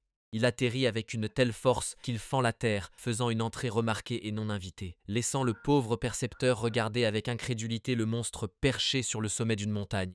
Il perd complètement les pédales, hurlant qu'un boss s'est échappé et qu'il faut fuir pour sauver sa peau. Pendant que des alertes d'urgence résonnent sur tous les téléphones, avertissant d'un boss de haute dangerosité en liberté. Et le minotaure garde le corps brisé et ensanglanté de Zuxier. On dirait que le boss a fini le travail. Le minotaure pose son pied avec un mépris total, écrasant Zuxier dans la terre. Et pour couronner le tout, il arrache un rocher massif du sol pour en finir. En bas, un Zuxier très amoché réalise qu'il est trop blessé pour ramper. Oups! Mais juste avant d'être aplati, un flash de lumière rouge intercepte l'attaque. Depuis une falaise voisine, une femme équipée d'une lance massive vient d'intervenir à distance. C'est une aventurière de rang or, et à en juger par son allure, c'est elle qui commande ici. Son subordonné est totalement admiratif, la louant pour cet incroyable tir longue distance. Mais elle est agacée, admettant qu'elle n'avait même pas fini d'incanter son sort. Ce qui signifie que son attaque bâclée a quand même suffi à réduire le rocher en poussière. Allongé dans les débris, Zouchier regarde en haut, se demandant si un mage de haut niveau lui a sauvé la mise. Puis une silhouette sort de la poussière, et ce n'est certainement pas la dame à la lance. Le regard sur le visage de Zouchier en dit long, il sait exactement qui c'est. C'est le gars au sweat, nommé désormais Zouyin, et son propre maître de guilde, fait grise mine. Un Zouchier reconnaissant demande s'il l'a sauvé, et Zouyin répond « Ouais, mais t'étais pas la cible ». Intérieurement, Zouchier panique, incapable de voir le niveau du gars, et se demandant comment il est devenu aussi fort. Alors son ego reprend le dessus, se persuadant que c'est un bluff. Le gars cache son niveau, et a eu de la chance. Oui, c'est sûrement ça, problème réglé. Le pouvoir de la déni positif est fort chez lui. Pendant tout ce temps, Zouyin le regarde fixement, dégageant une déception pure. Il ferait peut-être mieux d'arrêter son monologue, car une ombre géante tombe soudainement sur lui, alors que le boss Minotaur décide qu'il est temps d'interrompre ses retrouvailles avec un poing géant. Le Minotaur rugit, prêt à réduire Zouyin en bouillie. Mais un minuscule projectile file et l'atteint en plein thorax, une surprise parfaite. Il regarde au loin, se demandant clairement qui a eu le culot d'interrompre son saccage. Il s'avère que c'était Zouyin, un aventurier de niveau 20 avec un équipement spécialisé dans les pièges. Complètement furieux, le boss saute de la montagne pour réduire la distance. Son saut est si puissant qu'il fracasse tout le sommet de la falaise derrière lui. Et Zouyin tire calmement un filet pour accueillir son invité. Un filet d'énergie bleue jaillit, prêt à capturer quelque chose de gros et d'énervé. Ce qu'il fait emprisonnant parfaitement le Minotaure en plein vol. Une situation bien collante. Ce boss capturé s'écrase au sol, totalement immobilisé pour le moment. Puis il est projeté vers une montagne voisine, creusant un tout nouveau cratère. Pendant ce temps, l'un de ses sbires démons demande s'ils peuvent enfin utiliser leur incroyable forme démoniaque. Cette forme donne un boost d'attaque massif, mais les rend aussi plus vulnérables, un jeu à haut risque. Mais Zouyin refuse, disant qu'il y a trop de témoins pour passer en mode démon complet. Son subordonné propose une solution simple et démoniaque, tuer tous les témoins, ce qui reçoit un non catégorique. Sur le champ de bataille, le sol commence à se fissurer alors que le Minotaure commence à se libérer. Il se lance à nouveau dans les airs pour se retrouver juste au-dessus d'un piège fraîchement tendu. La bête s'écrase sans aucun moyen de stopper son élan, alors qu'un champ entier de pointes acérées jaillit de terre pour l'accueillir. Et le Minotaure se retrouve transformé en coussin à épingles géant, rugissant de douleur. Zouyin admet que son piège à pointe n'a fait que peu de dégâts, un vrai anticlimax. Et les aventuriers spectateurs réalisent que le Minotaure est en fait de niveau 24, pas 22. Il s'avère que la dame de rang or possède une compétence d'analyse qui révèle les vrais niveaux à une certaine distance. Elle souligne que le boss a 4 niveaux de plus que Zouyin, ce qui est une condamnation à mort. Son subordonné est d'accord, disant que seul un génie comme elle pourrait combler l'écart, et que le gars n'a aucune chance. Mais elle semble avoir quelques doutes, observant le combat avec un réel intérêt. Le Minotaure et Zouyin se font face depuis des falaises opposées, avec un gouffre entre eux. Alors Zouyin saute de son perchoir, attirant la bête dans un autre piège explosif camouflé. C'est un piège à ours classique, mais vous savez, rempli d'un max de feu. Ce piège explose violemment juste au moment où le Minotaure rapproche. Des débris et des flammes remplissent l'air alors que l'explosion secoue toute la zone. Et le Minotaure traverse l'explosion sans même scier. Il sort de la fumée totalement indemne, l'air plus agacé qu'autre chose. Le subordonné se moque, qualifiant la stratégie de Zouyin de totalement naïve. Pour empirer les choses, le boss entre en mode berserk, son corps brillant de rage. Maintenant, il sprinte le long de la paroi du canyon, se déplaçant à une vitesse absolument terrifiante. Le subordonné souligne nerveusement l'évidence. Le boss est bien plus rapide maintenant. Mais Zouyin pose calmement un piège de goudron noir, prêt pour son invité pressé. Le sabot du Minotaure s'enfonce dans la substance noire collante, stoppant sa charge. Il est coincé, mais les messages système montrent qu'il résiste déjà. Cette chose est un monstre. Zouyin tire avec son arc, passant des pièges à une approche plus directe. Ses flèches criblent la peau du Minotaure, faisant à peu près autant de dégâts que des moustiques énervés. Le subordonné se moque en disant que les pièges sont bien, mais que les dégâts de Zouyin sont pathétiques. Mais la dame de rang or n'est pas si sûre, sentant qu'il y a un plan plus élaboré ici. Il s'avère qu'il tire des flèches piégées, attachant des explosifs plus faibles directement à ses projectiles. Maintenant, le Minotaure est couvert de ces trucs, une bombe à retardement de mauvaises décisions. Tous ces petits pièges explosent en même temps dans une réaction en chaîne massive. Le subordonné est forcé d'avaler ses paroles, admettant que cela a fait de vrais dégâts. Sa chef, cependant, n'est toujours pas impressionnée, déclarant que ça ne suffit pas pour gagner. Zhu Yin regarde la fumée se dissiper, sachant que ce combat est loin d'être fini. Il dit à ses alliés invisibles de rester alertes, mais quelqu'un n'est clairement pas sur la même longueur d'onde. Une ombre tombe sur lui juste à temps pour qu'il lève les yeux. C'est Latétaqueux. Le Minotaure surgit du ciel, visant à le transformer en cratère. L'onde de choc propulse Zhu Yin en arrière, l'envoyant voler dans les airs. Il se dirige droit vers un filet massif tendu entre deux arbres, un autre piège préparé.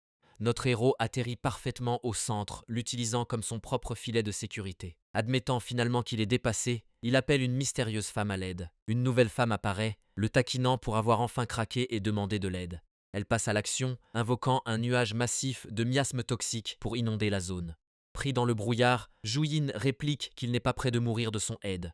Pris dans le nuage toxique, le Minotaure commence immédiatement à tousser et à suffoquer. Désespéré, la bête tente d'écarter le poison, mais le miasme reste accroché. Le Minotaure libère alors une onde de choc massive, essayant de souffler tout le nuage de poison. Son onde de choc fonctionne, dispersant le brouillard toxique dans toute la forêt. Le subordonné propose une analyse brillante, soulignant qu'un brouillard toxique épais vient d'apparaître. Merci, capitaine évident. Mais le poison fait déjà effet, causant l'apparition de méchants furoncles noirs sur sa peau. Il s'avère que la femme mystérieuse n'était pas seule. Un gars à moustache vient d'activer une bombe à gaz explosif, qui, fidèle à son nom, détonne immédiatement dans une explosion massive et enflammée. Surprise.